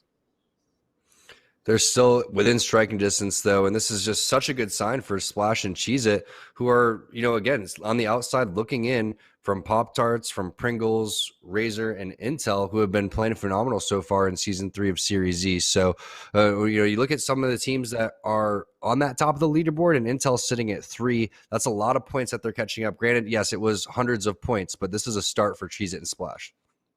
Yeah, this is a great showing so far. We still have 2 games left to go, and with the spread and the points that we have, I mean, take a look. Cloud9 in first place with 48 points, and you go down to Sentinels in 8th. There's only a 21-point difference, so it's still anyone's game, really, for the middle of the pack to try and climb up. If they can get back-to-back wins, you can easily find yourself in first place, but teams need to put a stop to the consistency of Cloud9, of G2, of Nestle Splash.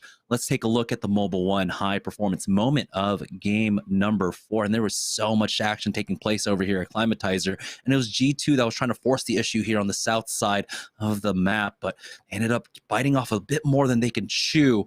So you can see the defensive bombardment doing a lot of damage there onto Gentrifying. And he was the only one that was able to make it out, but never ported his team out, unfortunately. And you had Cheez-It just in position to punish them. It's so funny because you're looking at Gentrifying, and you're like, man, sick plays, man. He's safe and he's getting this battery off for sure. And then all of a sudden, it's like, guys, there's a rat right there. Let's just take him out. And they collapse immediately and win the game. So big plays coming out from Cheez-It. Again, they had a great thought process in game number 3. It's just really hard to get kills from that building, especially with so much that's going on. So unless you have maybe a Wraith that you can make a portal play with, or you're looking to do something, crazy, or someone just kind of walks into your building weak, you're not trying to get out of that building and just die and throw it away. That's the game-winning spot that you're going to be in. So they're in a situation now where they could pick up kills along the way.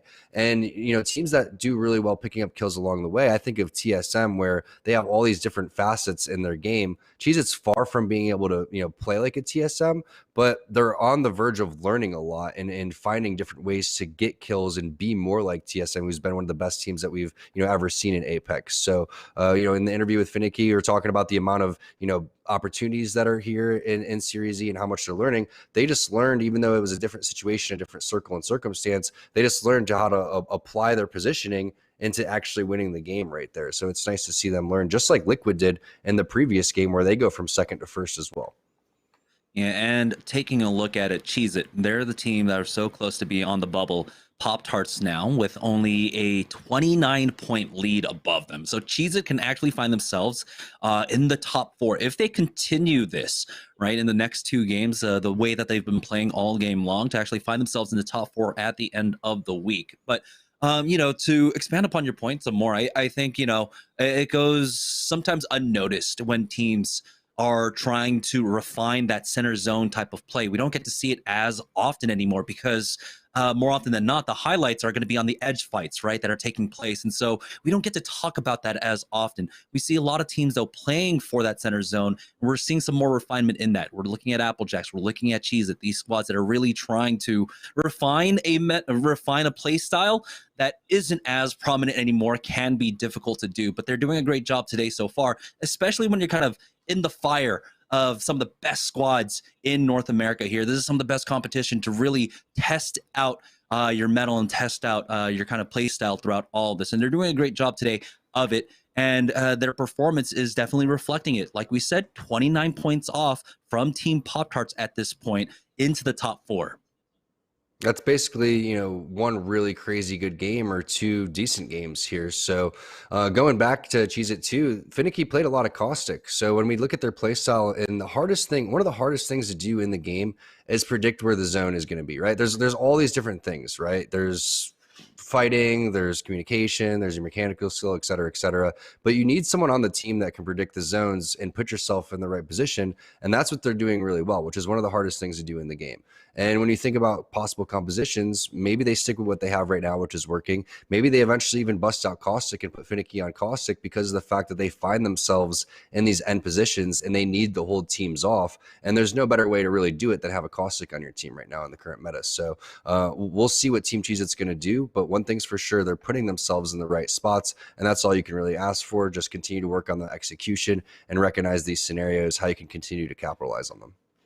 Yeah, and that's the great thing about this long format. When you have a 12-week season, it's about really learning from your mistakes week to week, bouncing back, and just doing better. We saw huge swings in teams just really refining their play style and the kind of style that they wanted. Notably, of course, last season, Team Intel was one of them, where we saw them struggling for a large portion of the season for about 8 weeks. And then the final 4 weeks, everything just kind of clicked for them. That's why I love this 3-month season that we have here for SeriesE. And guys, we have game number 5, so let's head into World's Edge here. Should be joining on board with Team Cheez-It. Notable absence of Team Solo Mid allows Team Cheez-It get this very center position. We can see the kind of difference it already makes for Cheez-It, being able to have priority to play for the center zone like they want to do.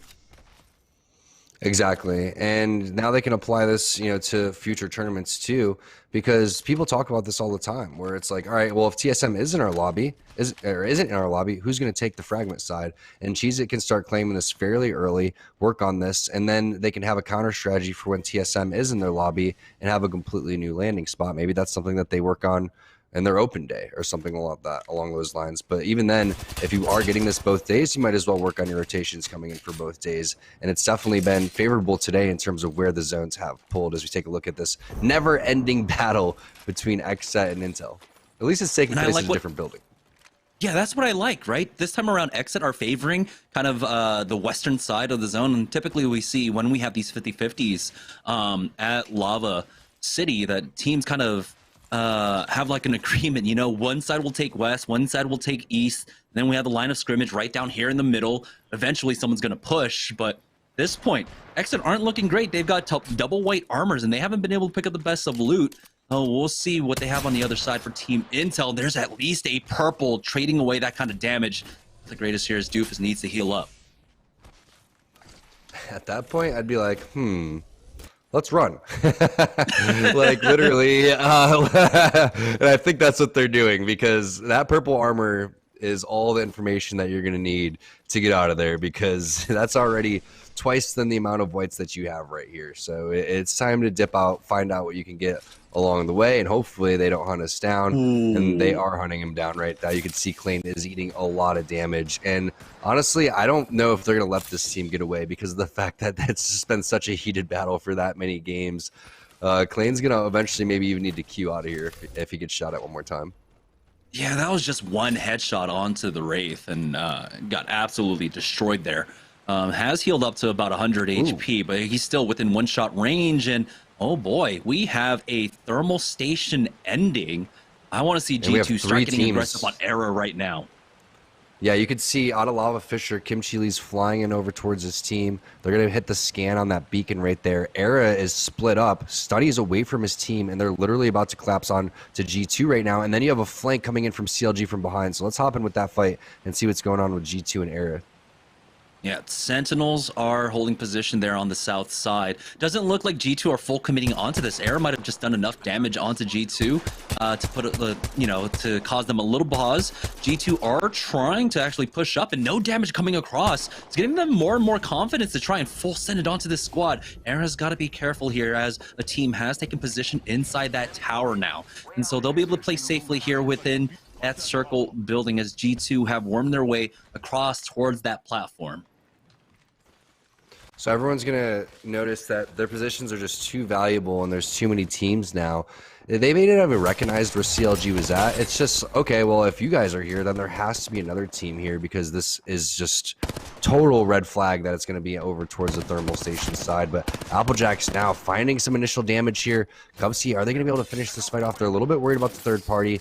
Techful is more worried about going in right here. You can see pings going down potentially where there will be a third party. And then there's the angle being taken there from Protectful. And I would love to see the rest of the team continue to get aggressive here. There's Blueberry. There's the bubble. And here comes the send around the corner. Great angle there being from being taken from Protectful. He's only taking a little bit of damage, and it's all from behind. There's a stick right there onto the back, and it is unfortunately Team Cheez-It and Finicky there.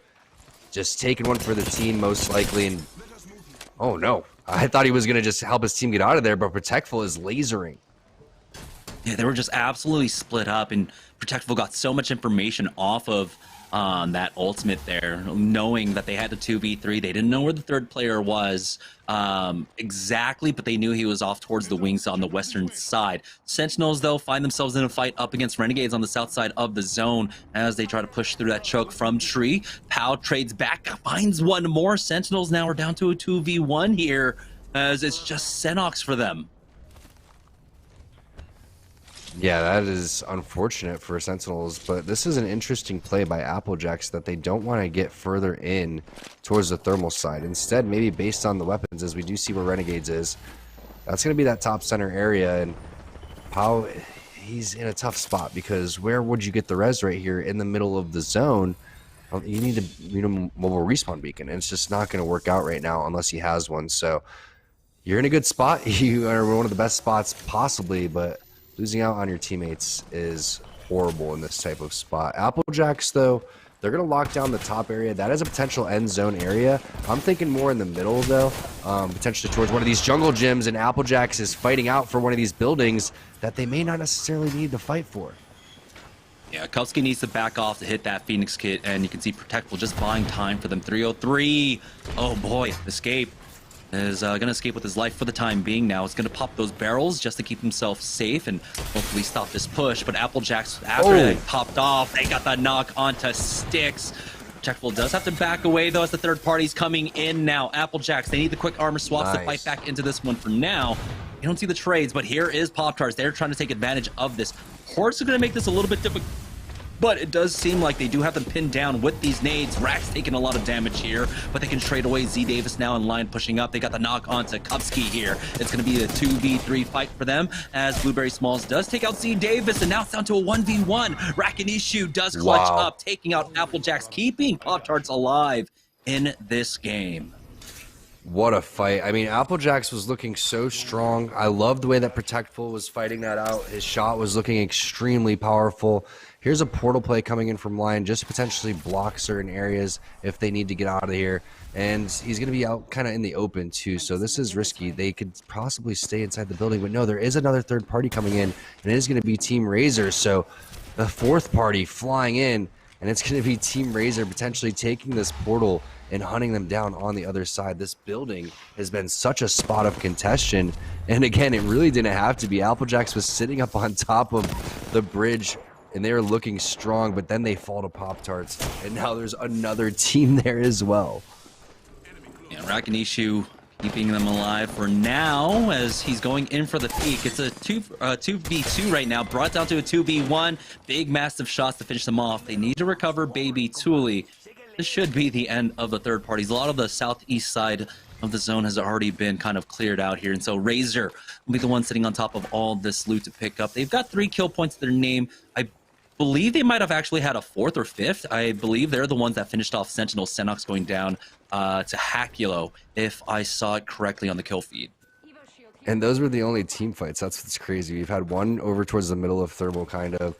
We saw the Bale over towards the Lava City side, and then almost every other death box is sitting inside of this building right here where Team Razor's at. We know that Team Razor loves their loot, but how's about a red armor this early into the game for Baby Thule? He will take that with 2 golds to complement that one.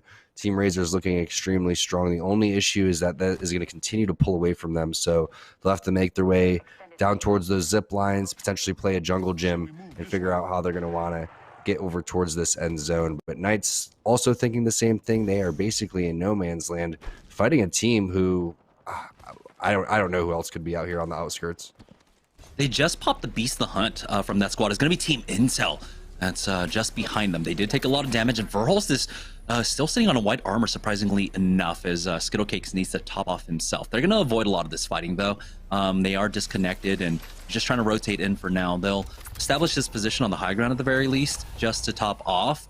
But we'll see if they want to continue to try and stay aggressive up against the Pittsburgh Knights. You can see they're still over there on the south side of Lava Siphon. Here comes a nade from Verhulst onto that solo, as we do have the Seer ultimate going down for the Pittsburgh Knights. It is going to be an isolated fight for now, as Skittlecakes is trying to find an off angle, forcing them back with that tactical Q as well. Defensive bombardment has been thrown in by Dupe. It's not going to catch anyone though, as now they are pushing up. You can see on the outskirts as well that we have one member of Renegade still alive. Could possibly pick up some kill points for his squad here. We'll find out in just a moment, but Intel are backing away from this fight now as the port has been used from the other side.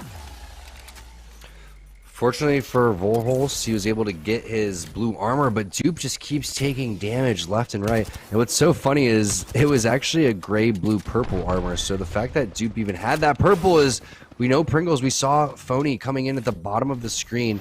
Now Presley is going to get the knock. That was a third party potentially happening from Harvester. They saw the defensive bombardment go down, and all of a sudden Team Pringles started making their way over there. But Phony takes a decent amount of damage. Rez is going to come through, and now this is a 3-team fight. So everybody going to kind of have to back off, and the first team to kind of engage on each other is leaving the other team basically open for free kills. So Pringles recognizes that. They're like, hey, you guys can do the dance. We're either going to fake like we're running away, or we're going to actually run away in this type of situation. And typically, you get about halfway out, and then they start fighting again, and you're like, oh, should we go back now? And they're just going to back off to the fence position here.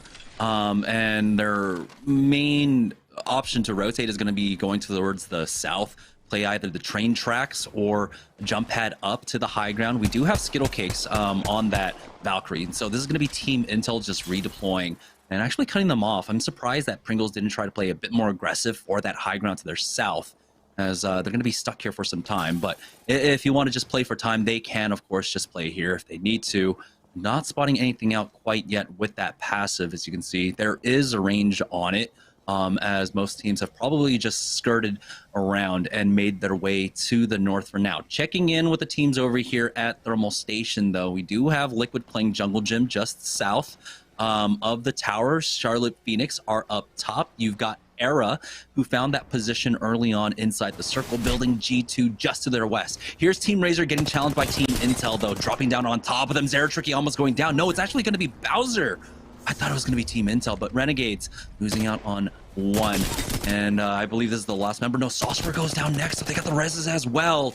There's going to be some extra kill points now for Razor, but they get punished by Pow. Pow picking up Zeratricky, and he will secure that kill point as well. Intel coming in for the third party, but they're also making sure that their back is clear. Nothing coming of it quite yet. The Hemlock shot's connecting, and now Dupe wants to get aggressive. He does have the bubble to get aggressive here. Verhulst with the scan as well, and they realize their knocks have not been rezzed yet, and so Intel will be able to pick these up. And that's the original Hemlock that he started with, too. And now Intel is looking so much stronger than when they began. Finicky gets back into the game, but gets taken out by Cloud9. You can see a little bit frustrated, but fortunately they took a really bad situation and kind of turned something into it. And that's kind of those layers that we're talking about, right? They get caught out on the rotation.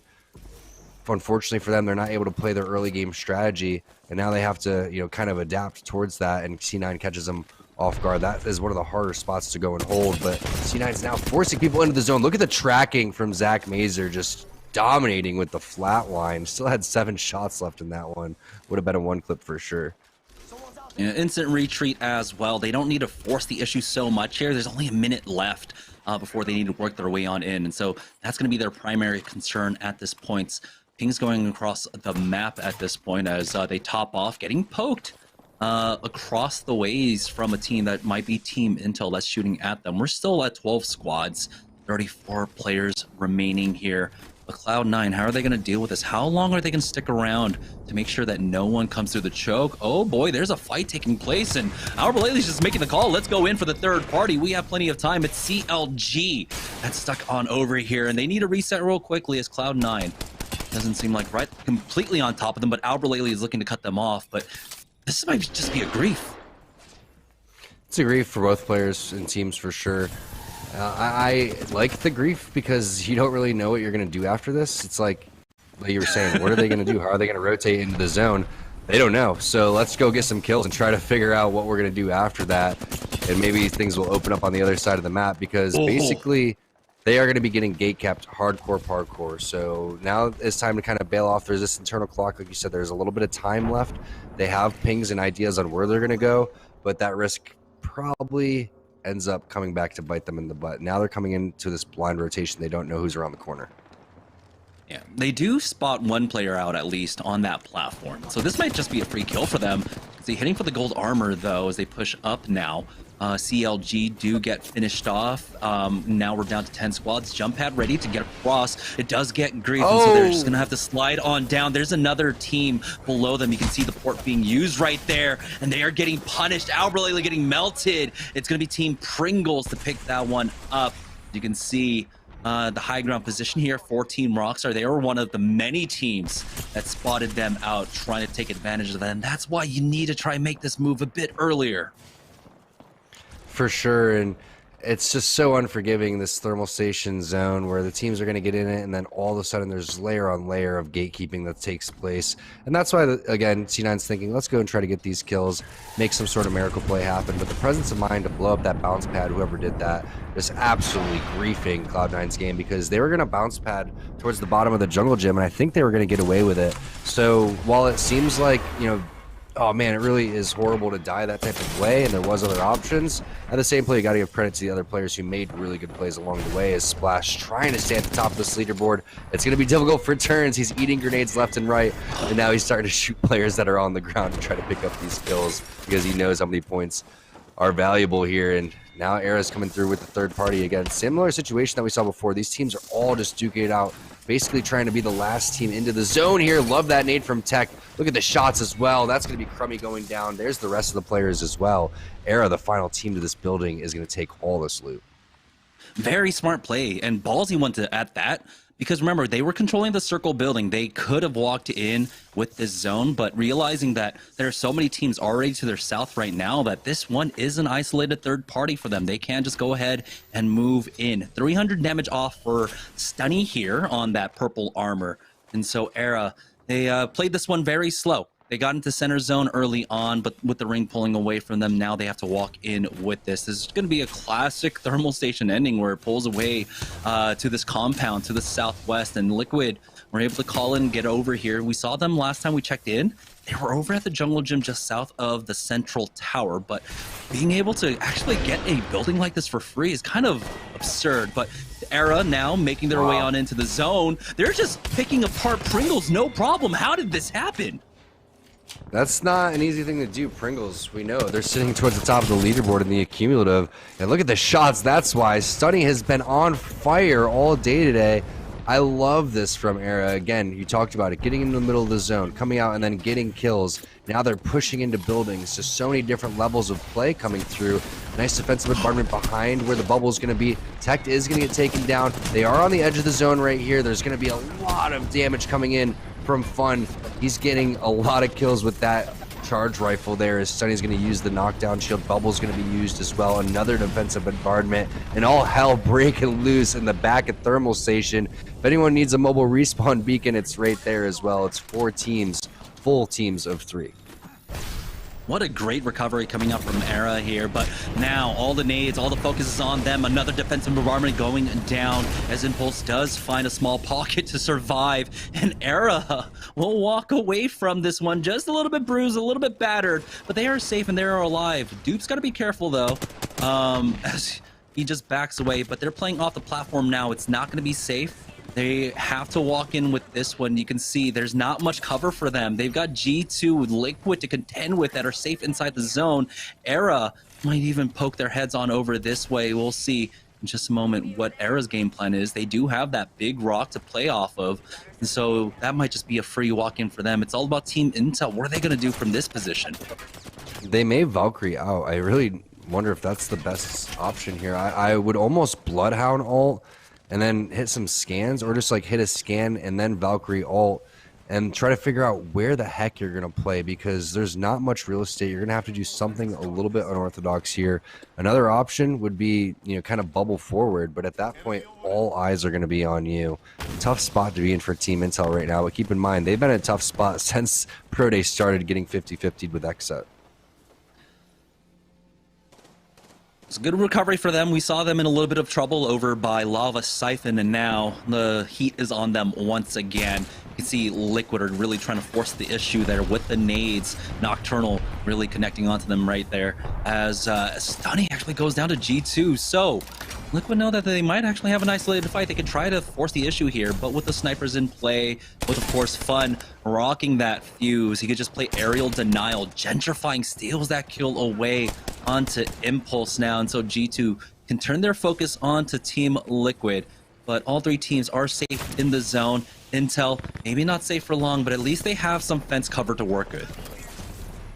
Yeah, Intel used Era as kind of bait there and then made their way around, but at the same time, there's a lot of good grenades being placed right there onto where Volhos is. Big spray over towards the side is going to rip Designful for a handful of shields, but here comes the fuse, here comes the grenades. It's non-stop here as the scan's going to come through.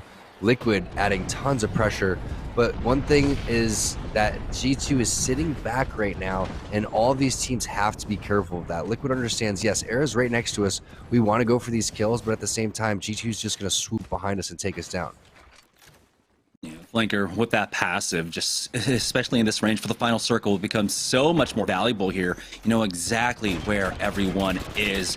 Just keeping track of them through the walls right now is fun. Is trying to hold down the north side here, but it's a 1v3 and he gets almost cracked himself on that red Evo shield. So Intel doing a good job of just keeping that at bay. We'll see though, how much longer can Team Liquid hold down this position. G2, Liquid, Team Intel here for the final three squads.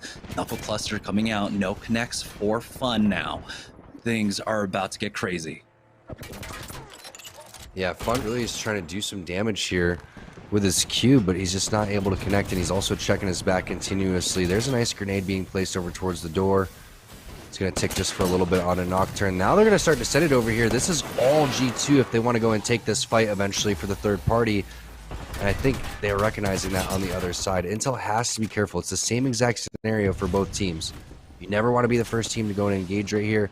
They know they have the zone directly in front of them if they want to go and use that. And really, all eyes on G2, who seems to be out of healing, though, Jamerson. I don't think they've healed since they've taken that initial damage. You can see Resulta is still sitting on just 2/5 of his armor left, and he hasn't healed up. Just because they were here at Thermal Station, they got center zone really early on, not able to pick up additional loot along the way. So they are starved just a bit, biding their time, but the zone is slowly forcing them out of their cover here as Liquid now have, as a full three-man, pushed out onto the roof. They've got a moment of reprieve behind this blue bin. Early port being set up, but the nades are forcing them out. Resulta bleeding down. He's actually going to get hit by that fuse ultimate as well. He might have just bled as Team Liquid dropped down for the full push onto G2 to finish them off. They get the clean sweep onto them as you have Team Intel on the other side taking advantage. Verhulst to get the first knock onto Nocturnal. It's going to be a 3v1, and Team Intel sneak away the victory. No, Liquid get the win at the end of the day. GG to Team Liquid.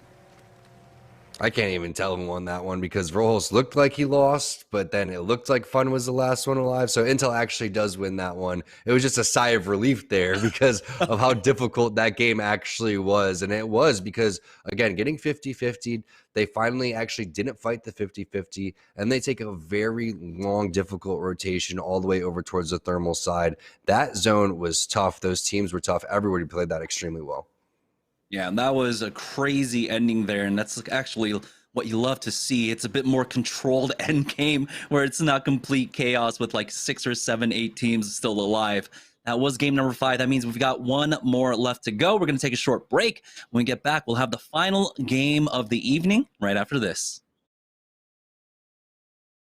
If I could create the finicky Cheez-It, it would have to be a chili lime Cheez-It because there is nothing like a little sweet and savory on my way to either go play Apex or on a long trip, and I need some sort of snack. If you're ever looking for a snack while gaming, you're going to want to check out walmart.com/esportsarena for all of your cheesy needs. My name is Finicky, and I play Apex Legends for Team Cheez-Its, and you're watching Cheez-It Week.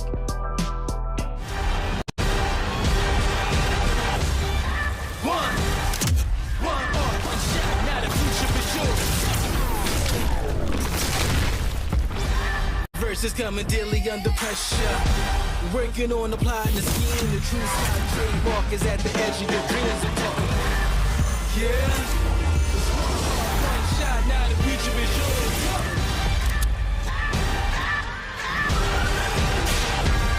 I'm turning dreams into reality. In the lab with the formula and chemistry.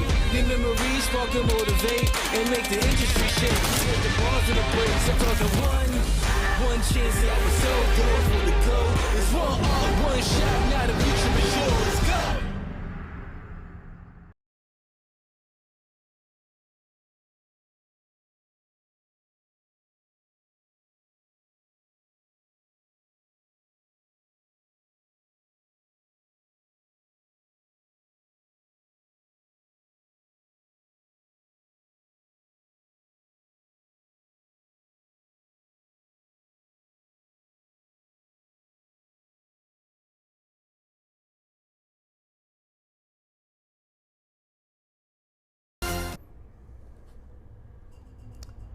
Welcome back, everyone. Yeso here once again. 5 games in the books, and just one more remains here in Cheez-It Week for Series E. We see Team Intel, the partnered squads, coming out with back-to-back wins here in the second half, and with only one more to go, we'll have to see just how the standings shake out. But Intel grabs a big victory there. They get the opportunity to third-party Liquid and G2, and they come out on top of that 5th game. Let's check out our player of the game here. It's going to be Skittlecakes. 3 kills, 1 assist, over 1,200 damage in that game. So a lower scoring game than we're used to seeing from Team Intel, but I talk about it all the time on Wednesday nights. It is just tougher competition. You're going to have a much more difficult time as one of these partnered squads going out and getting 10, 12, 15 kills in a game when the kind of players you're playing against is just a different caliber from Tuesday. So Intel got to be feeling good that they get a win under their belt here. We'll see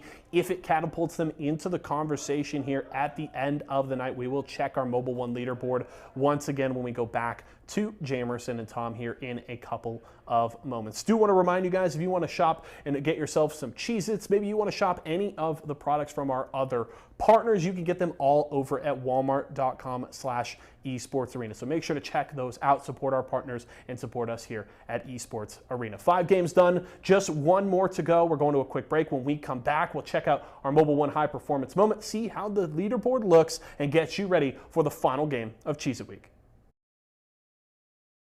If I could create the golden Cheez-It, it would be a loaded baked potato flavored Cheez-It.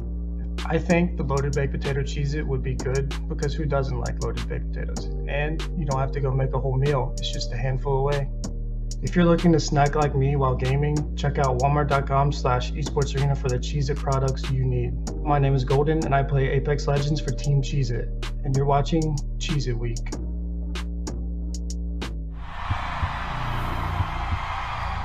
I wasn't born in the spotlight. Nah. Had to grind to shine like a star on a hot night.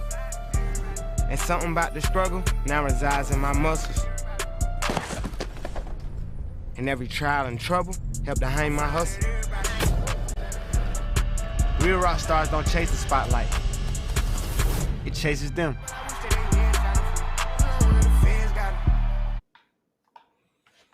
All right, welcome back, guys, to Series E. I mean, we've had a very close game or very close series across the last 5 games. So let's go ahead and check in with the Mobile One leaderboard to see exactly where everyone stands. Now, G2 with another top finish might be able to overtake Cloud9, but no, they are now down by 3 points. Team Liquid find themselves in 3rd place now at 51 points, just 2 points off from G2. And Team Nestle Splash have been dropped down to the 4th place position, but they're still within reaching distance of getting the win today, Tom. And you could see why Team Cheez-It during Cheez-It Week was so disappointed with their early death after winning game number 4, falling short in game number 5 because they really needed to kind of keep pace with these teams that are sitting kind of within that distance, because when you're looking at trying to catch up and at least get first place, that's just a lot of ground to go and try to make up. Yes, it's definitely possible, but you're expecting Cloud9, G2, and Liquid at that point not to get any points. So hopefully Team Cheez-It can pull it out in a big game number 6, but right now it's looking like a top 3 race, in my opinion, between Cloud9, G2, and Team Liquid. Again, still anybody's game going into this final game, and we know how crazy these final games can get. Yeah, if you look, we have 2 teams that are currently tied for 6th place, right? Cheez-It and Era at 39 points. They're not that far off from Cloud9 themselves. So like they're only 17 points off. If we take a look at the middle of the pack, there's still an opportunity for them to try and sneak away 2nd or 1st, but they have to put a stop to Cloud9, G2, and Team Liquid. Let's take a look at the Mobile One high performance moment from game number 5.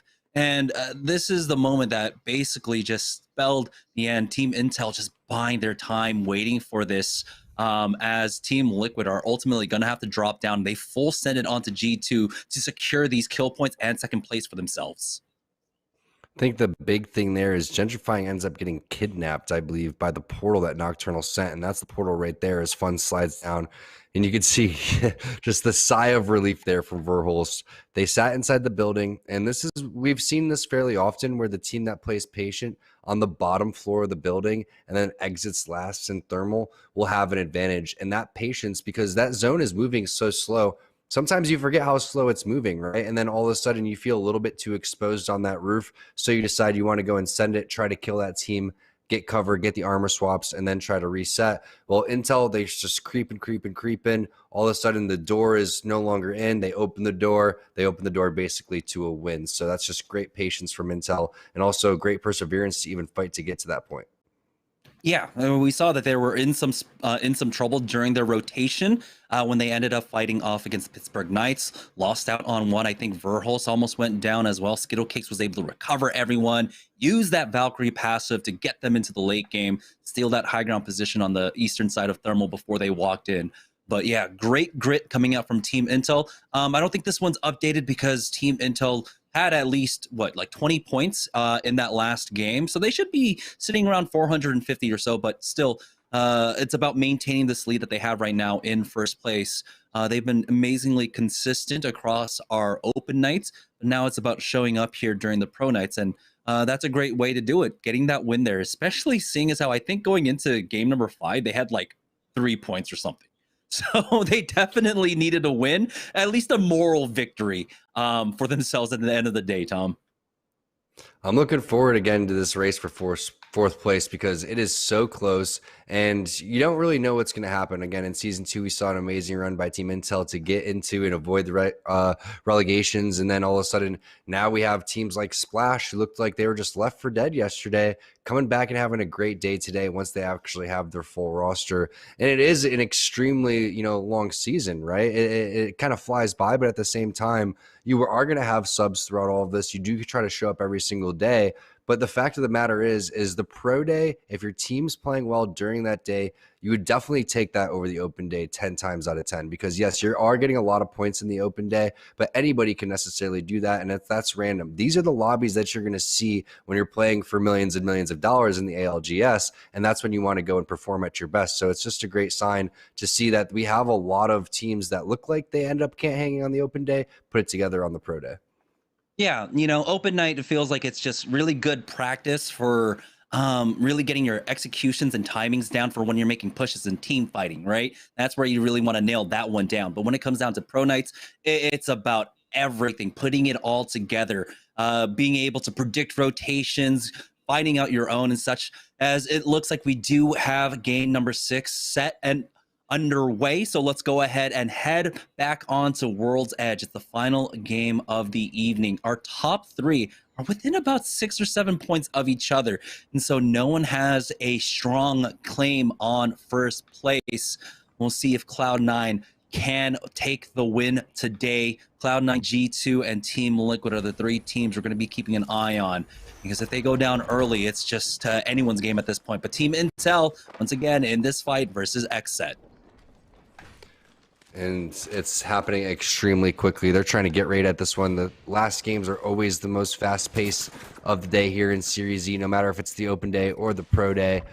Everyone understands the math. They understand the amount of points that they need to get, and they're also having a deep understanding of how this lobby is going to play out. As Skillcakes is not feeling too good about that Bloodhound scan that just went his way. They're also not feeling too stoked about the armors that they have, so that's why they're going to dip out. They wanted to go for the immediate fight, but there's a lot more loot to be had, and there's potential upgrades that they could use as well. RE45, gray armor, and Prowler, I think that I would switch that out for any other combination as well. So I like the thought process here coming in for Intel. There goes a blue armor for dupe. And as soon as they're feeling confident about their situation, they are going to full send this one. There's another scan coming in from Bloodhound that'll show that they're still kind of together. There's no reason to necessarily push over quite yet. So I guess the only thing you're really worried about is getting this done within the next minute, because Razor's probably going to be in the vicinity at around 1:30. I like the move that came out from Exet there, as they realized they're busy looting up, right? Because they knew that they were still sitting on whites, and so they cut them off for that train station, make sure they cannot pick up additional loot. Here's Applejacks, though, as they're now making their move through the former train yard. And Kupski is the only one with an upgraded armor at this point, the purple for himself, and Blueberry Smalls and Protectable are going to be sitting on that white. Oh boy, a third ending up here on the north side of the map, but this one heavily favoring Survey Camp just a bit more. And so we'll see how the teams play out for this one. Getting that position, though, I think Applejacks are going to be going for that beacon building at this juncture, just because they'll be able to get that next ring information and then really single out where they want to end up for their final position. And Team Cheez-It needs to take a page out of TSM's book and already have been rotating, because they're taking way too long to go through these buildings over towards the fragment side. Yeah, there's potential third-party options going over towards the west stand side, but there was plenty of opportunity to get out of there and already make your move, as they're going to see going through Slurpee box right there are the Knights. And it will be potentially Survey. It will be potentially that same exact ending right underneath the bridge. So 3 out of 6, not what we're looking for. But keep in mind the teams that were excelling during these zones, right? And the teams that are kind of sitting over towards the top. G2 was doing well in one of those zones. Liquid was doing well in one of those zones. We've seen Cloud9 in the vicinity too. So, it's going to be a fun one here. Yeah, there are multiple ways you can approach the same circle, and we all have different outcomes. Depending on how it's played. Right now, though, Pittsburgh Knights being gate kept, they dropped over here, it seems like, or might have made an early rotation, but Cloud9 might be in their way. Cheez-It, though, trying to take this high ground here, but finding it a little bit difficult to climb up that rock, and they're just going to go ahead and back off for now. The charge rifle is just tickling them as they retreat back into Frag West for the time being. We'll see, though, if they just want to maybe now play for the edge at this point. Because that high ground position can be so incredibly hard to try to contest for. But as they move here to the west, will they be running into anyone? Doesn't seem like anything's coming up for Golden on his passive. Not quite yet, and they're still worried about the loot. But again, this was an opportunity with this zone, with the fragment side, to kind of get into one of these buildings, very similar to what RK2 is doing. And we've seen this from RKT before. They were here in the survey zone earlier, but then that thing bounced out. And they had to take on a lot of different fights that were taking place underneath their buildings. So a very similar situation, like you said. I thought there was going to be some philosophical quotes when you were talking about different ways to approach the circle and things of those natures. But Lystar Joe with the charge rifle and the 2X right there into Blueberry's back. That's not good for Applejacks. I'm surprised Applejacks pushed so far up, going over for that train tunnel. I thought they might just use that beacon building as just a pit stop and maybe wait for at least round 1 to finish closing, but they really wanted to try and get in early on. There's going to be no punishment there. They should be able to res him up, as no one from Skyhook, it seems, coming in for a delayed push to try and punish them, unless Team Liquid might be coming in with that later rotation timing because of the trials. But for now, in the last game, things have slowed down immensely. We're down to 19 squads, so only saw that one team fight ending earlier on. right now. Here's Charlotte Phoenix making their way across the bridge to make their way into Frag West, but they can see that there are a number of teams here. Pittsburgh Knights is one of them, getting themselves involved in a fight. The thermite ticking away, but Viscera will be able to heal up. Gilderson's trying to take this window angle, and he's got it. Caught them unaware. Does so much damage to that Caustic now. Trying to pre-fire that window from the other side to make sure he can't go for the peak. And by enough time, they've traded enough damage. Things have turned around up against the Knights. Bronzy has to be careful as he's going to be the first one to go down. And now Gilderson's the only one alive. 303. What a turnaround in this fight.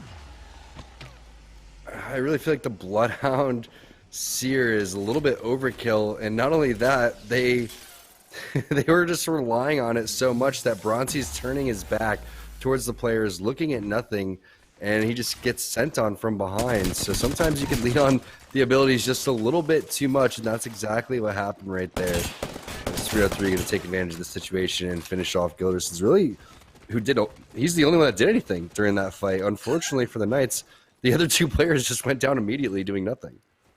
You see the strength now of how the passive works with the Q for Calf on that Seer. You can just easily line up the Qs when you know exactly where they are. It's so large. But over here, Rockstar getting themselves into a fight over at Old Train. They've lost out on one as Lou finishes off Aves. Crummy going down next. And it's only left to Kimchi Lee to book it out of here with that Beast in the Hunt. But G2 are coming in for the third party. He might have an opportunity to come in, sneak away the banners at the very least. Now G2 lose out on Designful as Kimchi Lee finishes off Crust, allowing G to come back into this. Man, that was an intense situation right there. The shots were really good, but Lou with the flat line just drops them. And now the grenades are coming in all over the place. This is a tough spot for G2. Surprisingly, unfortunately, they're not getting shot in the back by any type of long-range weapon. So their big chill and defensive bombardment's going to come down to buy some time. 303 finds themselves in another skirmish taking down Kodagami. This is the best game we've seen for them so far as well. But this is a lot slower for a game 6 than we anticipated, Jamerson. Typically, there's about 12 or 13 squads left, honestly. 18 still here is a good sign that these players are slow playing this one, all going for the dub. And you see G2, they're not trying to force the issue, right? They're not going to make any unforced errors at this point. You can see in the past, like you've talked about, Tom, they would have just full sent it on that knock, but this time around they're playing a lot more controlled. They're slowing things down because they understand they want to get this win. They are in the top 3, and this time they're going to go ahead and avoid this fight, start rotating up to the north, and they might actually run into a team that's still over here by Countdown. Yeah, it looks like there is on the player outlines one play. Oh, wow. Holy. One clip coming through doesn't really fully connect, though. Gentrifying is going to live with just a sliver of health grenades coming through as well. There was a res. So that team and that player looks like they were just defending for whoever that Gibraltar was to get the res over from behind. And there's a scan to boot. Designful really wants to send this one, looking for the initial damage, but now he's realizing there is a lot more players that I can account for. There's a res over towards the side. I'm fighting one guy over here. I'm getting L-starred from the corner. Is this a team of 2 or is this a team of 10? I think it's Team Rockstar here. Kimchi Lee might have been able to get the res for his squad now, but G2, they know the situation. They're going to have the armor advantage with the reses coming in. They are on the hunt. The scan does go down. They'll wait out 4 seconds there before they can go ahead for the peak. Defensive bombardment to just clear out the top at the very least and force them down onto the low. Good damage coming across though. He does get a connect. Another one with the defensive bombardment, but can they push up for the high? Here they go. Full 3 out into that elevator shaft, forcing them through that bubble now as they've got the fight on the right and on the left, pushing in, and it's going to be the knock onto Crummy here, and it is the Rockstar. Kimchi Lee going down. Wow. Team Rockstar get taken out. So nicely played by G2, but also very unfortunate that that door was gone, and it makes you wonder if the defensive bombardment blew the door off, which allowed them to just charge right in there and hit those shots. But speaking of charge right in, it's going to be fun going in. It's going to be Era as well, and all hell breaking loose inside of this strain tunnel area. Amazing shots. Every time we switch on over to Fun, he's connecting with that longbow. And that's going to be 3 different fights taking place on the map all at once. So it was slow, It looks like these players were just waiting to explode the damage out over here across World's Edge, as Fun is looking to create some explosions of his own, not connecting on those, but man, are they annoying.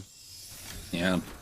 Just a lot of aerial denial with the knuckle clusters, with the increased time on the duration of it. But here on the eastern side of the zone over by Epicenter, it looks like Team Razor down to just one remaining now, as Zara Tricky and Baby Thule does get finished off by Cloud9. There's gonna be some free loot for them, and Cloud9 slow playing this one, got themselves out of Frag West and ended up controlling the eastern side of the zone. I like how they're playing this one. They are currently in the lead, I believe, by a few points, which is why you're seeing a lot of our squads just slow playing this one now. It's super close between our top three.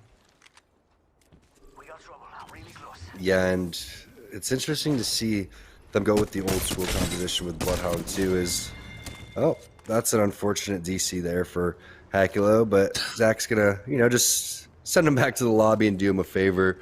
And he was by himself anyway, so there's not much they could do. He may even just been standing still just to get finished off. But that's Team Razor going out in 16th place. Intel, though, they're on the ropes back here. You can see fighting the zone like they have been doing before. This is just the early zone, so it's not going to be that big of a deal. Beast Hunt is going to be popped there by Verholz. Can they pull off back-to-back games? We saw them with the gritty game like you were talking about in game number 5. Very similar situation here where they're having to fight and claw their way into the zone. Yeah, they need to buy time for Dupe to get that Phoenix kit off, and fighting over Khan inside the zone can be so difficult. Results going down to Dupe says it's going to be G2 in this fight. Dupe is on the outside this entire time. Now, as they try to push up, defensive bombardment has gone down, and he's able to finish off Designful with that one. So Intel are just going to slow this one. They've got the man advantage at the very least. And so they just need to top off once again. Skittle Kicks might go down, but he narrowly gets that med kit off. Resulta gets finished off. Verholz does go down to the ring, though, and Dupe is here for that fast rest to get him back up. Verholz is like, does anyone have a syringe, please? Because I only have a med kit. Fortunately, it is a gold backpack res, so he may have just went down on purpose at that point so they could conserve some of the utility that they have, which is big brain plays over there coming in from Team Intel. Sentinels, not that far away from the fight. They're going to play a little bit a next level gatekeep. They don't want to stick over here quite yet, and they're going to find their next spot, because we talked about the layers of gatekeeping, right? You could stick in the middle and try to gatekeep, but if you're not in the zone, someone else is waiting to do the same exact to you. So they're trying to find a way that they get in the zone and create a line of fire to try to stop Team Intel from coming in. Yeah, full squad ahead of them inside this building for now, but oh my goodness, the flatline shots from Lou almost taking out that player. Nice Q in there from Crust as they try to make their way on in, but you gotta be careful. Things are gonna be difficult to push because of the caustic that is in play for now. Maybe they try to avoid this one, at least cut them off, but it's gonna be difficult. It looks like the jump pad will be thrown down by Senox. They're just gonna get out of this fight, avoid it. There's just too much at play. They know that Intel is coming up behind them, so they cannot take an extended fight there. And you were talking about Caustic. I actually was in Hotsik's stream yesterday watching him play, and he was talking about the value of Hotsik, how he feels like, especially in ranked, that you need Seer and Caustic 1000%, and then the third player can be a flex, whether that's Octane, Wraith, Gibby, Horizon. It doesn't really matter. So where you may see Caustic continue into the meta, and you can see why, right? Any other team that took a lot of damage right there, any other composition, would have probably got fully sent on. And that creates a lot of different RNG opportunities all across the map, whether you want to get eliminated or third-partied or, whatever happens. But Caustic stops that from happening. And it's just about getting him over towards that late game to see what kind of opportunities you can get. C9 finds some more fights over towards the side, though. They are full sending this one. The spray, the aggression is just so strong. They're not going to be able to make it out of this one alive. By Sarjo and RKT, unfortunately, going to get eliminated. C9, they've got a few kill points to their name, as they're going to go ahead and control this side of the map. As Era find themselves in a fight over by the train platform, it's going to be Liquid on the other side, losing out on Fun. Liquid now left in a 3v2. As Era are going to be able to get this full heal off. Nice Q to stop the heals at the very least. Do they get aggressive off of it? Nade in is going to stop them from healing once again as they jump pad out. They're able to get their shields up at the very least, but there's Nocturnal going down. It was just him remaining. So Team Liquid are out of the running as Charlotte Phoenix are trying to make a push into this building now. They're running into that caustic that Team Sentinels decided they did not want to deal with. That's 303 getting taken out, but the third party, it's already rearing their ugly heads as they're trying to finish them off. Kodagami, the only one alive here, stuck inside the urinal now. He's got the Prowler out, doing some decent damage, but G2 are picking up these kills onto them. Kodagami, it's just a matter of time as he gets finished off. G2 just playing this one out as a duo now as another third party comes in. There's going to be the full send out. Here's the port from Gentrifying, but can Designful survive? No. Phony won't be able to finish him off, and now there's just one left for G2. We'll see how much longer he can survive for getting meleeed out. G2 are knocked out. Now there's only one top team in the top three, I believe. They're still in the running here. And if you're sitting there watching the kill feed and you are that team, I can't remember exactly who it was, but you are loving what you're seeing right now because Pringles comes through and wipes this building clean. There were so many death boxes in that one, third party after third party. We saw this happening very early on with Team Cheez-It while they were trying to posture over here, figuring out how they're going to rotate over towards the high ground. So many teams have thought about the same exact thing, getting over towards this spot, because that is a dominant position to go and pick up kills. Very similar towards the thermal side where you want to go and hold this area, but there's just so much real estate that you want to hold. It makes it pretty impossible if someone wants to go and send it over towards you. Pringles is feeling that right now after they made their way down. They're having to fight their way back up top. Fortunately for them, I think this is a 2 versus 3 if they want to take it. Nades out there as Phony still needs to get that med kit off, but I mean, he did get the bat at the very least. Defensive bombardment will force them back, but you can just go ahead and avoid a lot of this one. Jump pad out to safety as well throughout all that cover to try and make it to the other side of the rock here. But Depressi's got to be careful getting tagged up from the western edge. Bubble has been used from this squad. They're going to be able to top off. It's going to be Sentinels on the low ground. Senok's the first one to go down as X-Set getting involved as well. As Team Pringles are taking a lot of damage for this, and they're just not getting the cleanest of fights. Bubble Force out is going to allow them to heal up at least and go in once more, but I like the slow patience coming out from Pringles here. They're not forcing the issue as it looks like Sentinels will get finished off. And I really hope Pringles doesn't make the mistake of running over towards those death boxes, because there's a reason why those people died. And it's because they're out in the middle of the open, and that's not a good spot to be, right? So while this spot isn't that great either, it's going to be a little bit better than that. The only thing that could save them right now is if they're running out of low on heals, if they slide and bubble onto this position. And it looks like that's what they're interested in doing.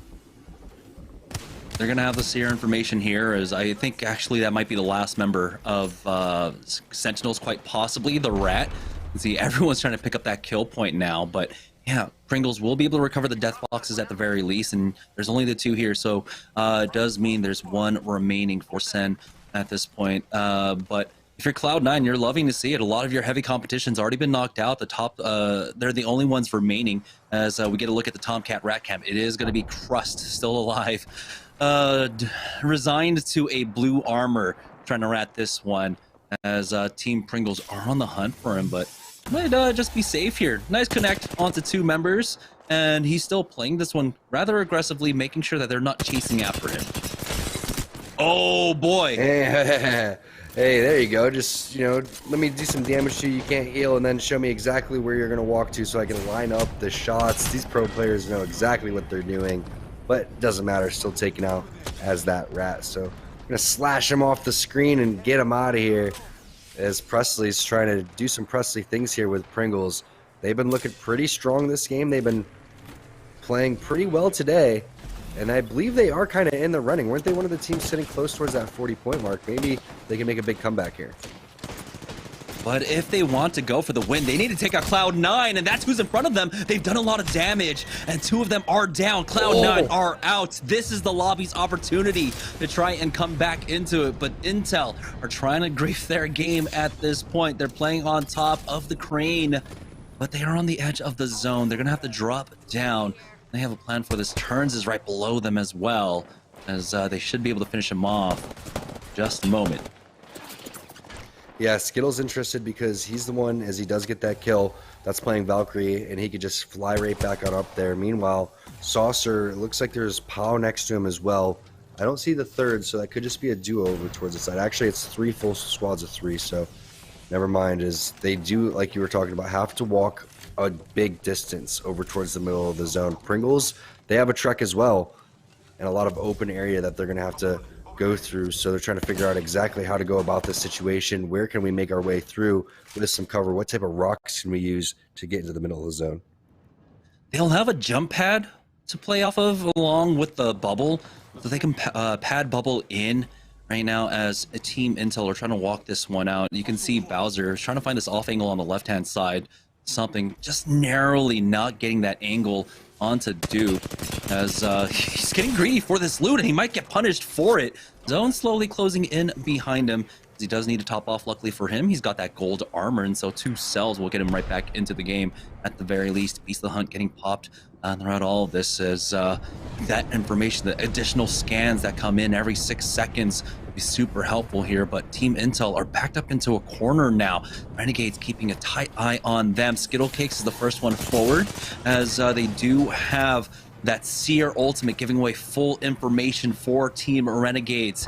Intel still trying to heal up, but they're getting naded throughout all of this. And then they're waiting for the bubble to go away, and then they're going to defensive bombardment this one.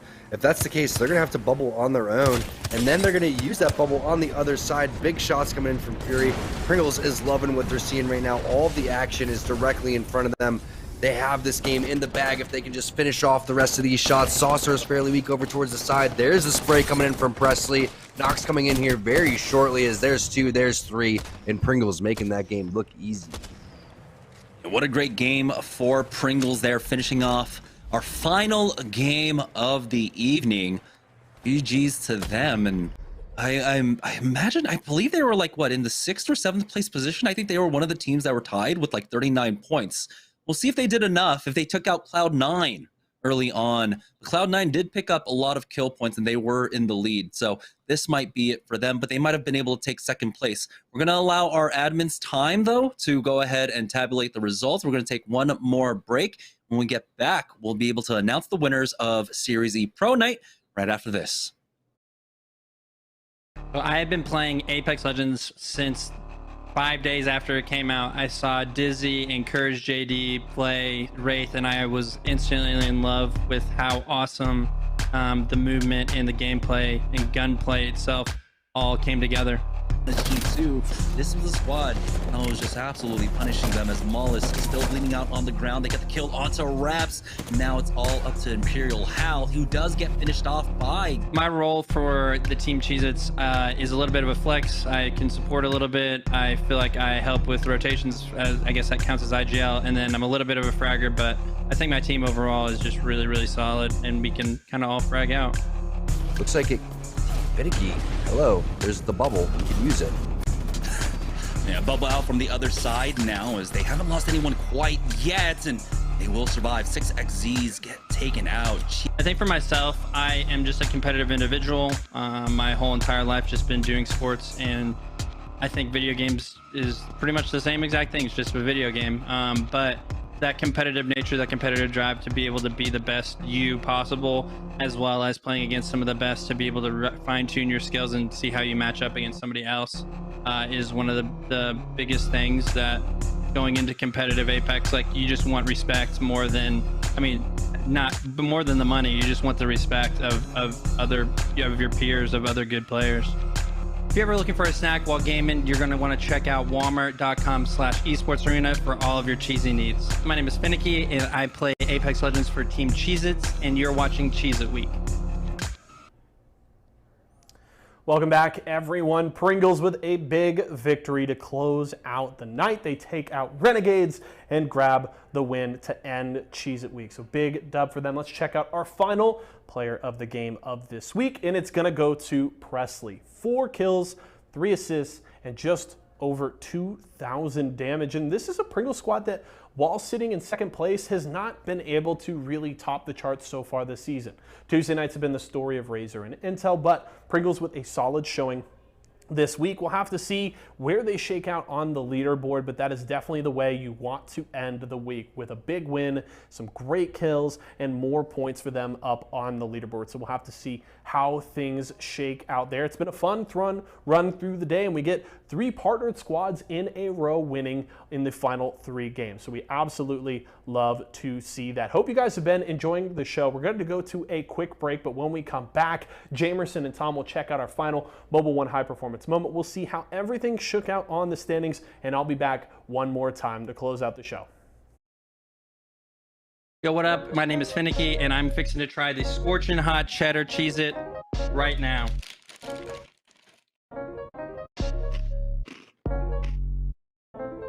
Whoa. Wow, that's pretty spicy. Pretty spicy. So, if you're wanting a snack that's gonna light up the tip of your tongue, you're gonna grab one of these bad boys. If you're ever looking for a snack while gaming, you're going to want to check out walmart.com/esportsarena for all of your cheesy needs. My name is Finicky, and I play Apex Legends for Team Cheez-Its, and you're watching Cheez-It Week.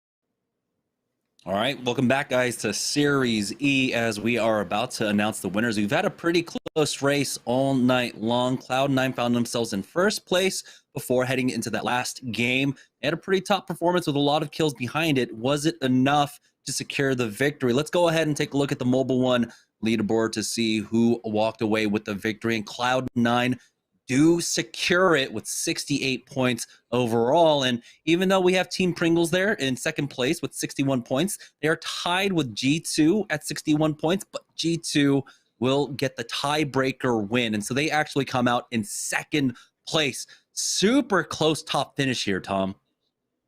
That was really close, and we had a close leaderboard the entire time. It's also good to see Splash come through with 53 points today during the pro day, and we were talking about it, and I think it was 26 points is the average for the partner teams today. Well, Splash basically getting double that. Really nice job by them, because they were struggling yesterday during the open day. So I'm looking forward to not just this leaderboard, but the overall leaderboard that we have for that big race for fourth place for Pop-Tarts. Cheez-It, they had a pretty good week overall. They had a lot of great end game plays, but they weren't unfortunately able to take it during their week. And there is the cumulative leaderboard. This is going to be updated overnight, but this is what we were at before we started, I believe. And now things are definitely going to change, as Splash is going to catch up. Cheez-It is going to catch up as well. And we even saw Team Intel kind of struggling early on, put together a big dub towards the later end of today. Yeah, Team Pringles finally cutting into that big lead that Team Intel have. And there it is, the update. And so now it's down to about 39 points or so. That's the lead that Team Intel have over Team Pringles. But on that bubble, take a look at the 4-point difference between Team Pop-Tarts and Team Cheez-It now, with Cheez-It's 40-point day. They have found themselves just on the cusp of breaking into the top 4. And look at how close Splash and Rockstar are. Applejacks isn't that far off. Rice Krispie Treats, they're still getting their footing underneath them. I'm sure they're going to continue to do some really great things. Maybe they're going to try to tweak their composition, maybe a couple strategies here and there. I like where they're going. I think they have a lot of potential as well. And if they learned anything from today, is definitely it's not over yet. There's still a lot of points to be earned, and they still have an opportunity to get in that 4th spot. All right, let's take a look one final time on the last Mobile One high performance moment. This is from game number 6, our last game of the day. And it's just Team Pringles realizing the situation that they were in. They just had to wait it out as Team Renegades just full sent it onto Intel, took them out. And you can see right there, Saucer, even though he's able to get that armor swap, he just had no health behind it. And Team Pringles are just able to easily, cleanly finish off this game. Yeah, and again, making that really look easy, the way that they were able to keep all the action in front of them. We saw a lot of great wins from our partner teams in similar fashions, the way that SeriesE was able to approach the situation over towards the old refinery area and just kind of, again, make sure that their back was clear and their zone was towards their back. I mean, G2 did it really well over towards the beacon ending. There was a lot of great plays today from both our pro and partner teams. Yeah, love to see all of it. Once again, congratulations to Cloud9 for taking first place, G2 taking second place today, but it was a close one. Team Pringles almost getting that one. We're going to take a short break. We're going to send it over to Yeso to finish off the show. Thank you all so much for tuning in. We'll see you guys next week for some more SeriesE. It's going to be the open night on Tuesday. Thank you so much and have a good night. Thank you so much, gentlemen, Jamerson and T-Squared there. Great cast on the day, as always, so please make sure to give those two some love in chat. And that does it for Cheez-It Week, ladies and gentlemen. Cloud9 coming out with the victory in a very tightly contested second place over to G2 Esports. Talked about it at the top of the day, challenged our partnered squads to have a better performance here on Pro Night, and they showed up. Pringles, Cheez-It, Rockstar, Splash, all showing up better on this night, so good on them. We'll have to see if we can keep that rolling into the future weeks. Hope you guys enjoyed the show. Don't forget, we will be back here once again next week, Tuesday and Wednesday. That's open night on Tuesday, pro night on Wednesday, kicking everything off at 4 p.m. Pacific time right here at twitch.tv/esportsarena. And if you want to see everything that we've got going on here at Esports Arena, make sure to follow us on all of our socials and check out our website over at esportsarena.com. Don't forget Final Circle as well this Friday, where I'll recap everything from this week of SeriesE and talk about everything going on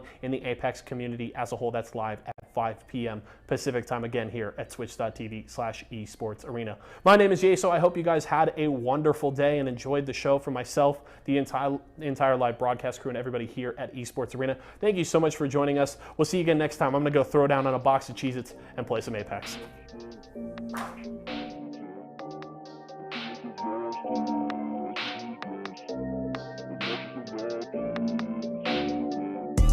I feel like I'm caustic, I'm breathing on gas. They're on the smoke, patient we wait to attack. I feel like I lost it, I see through the gas.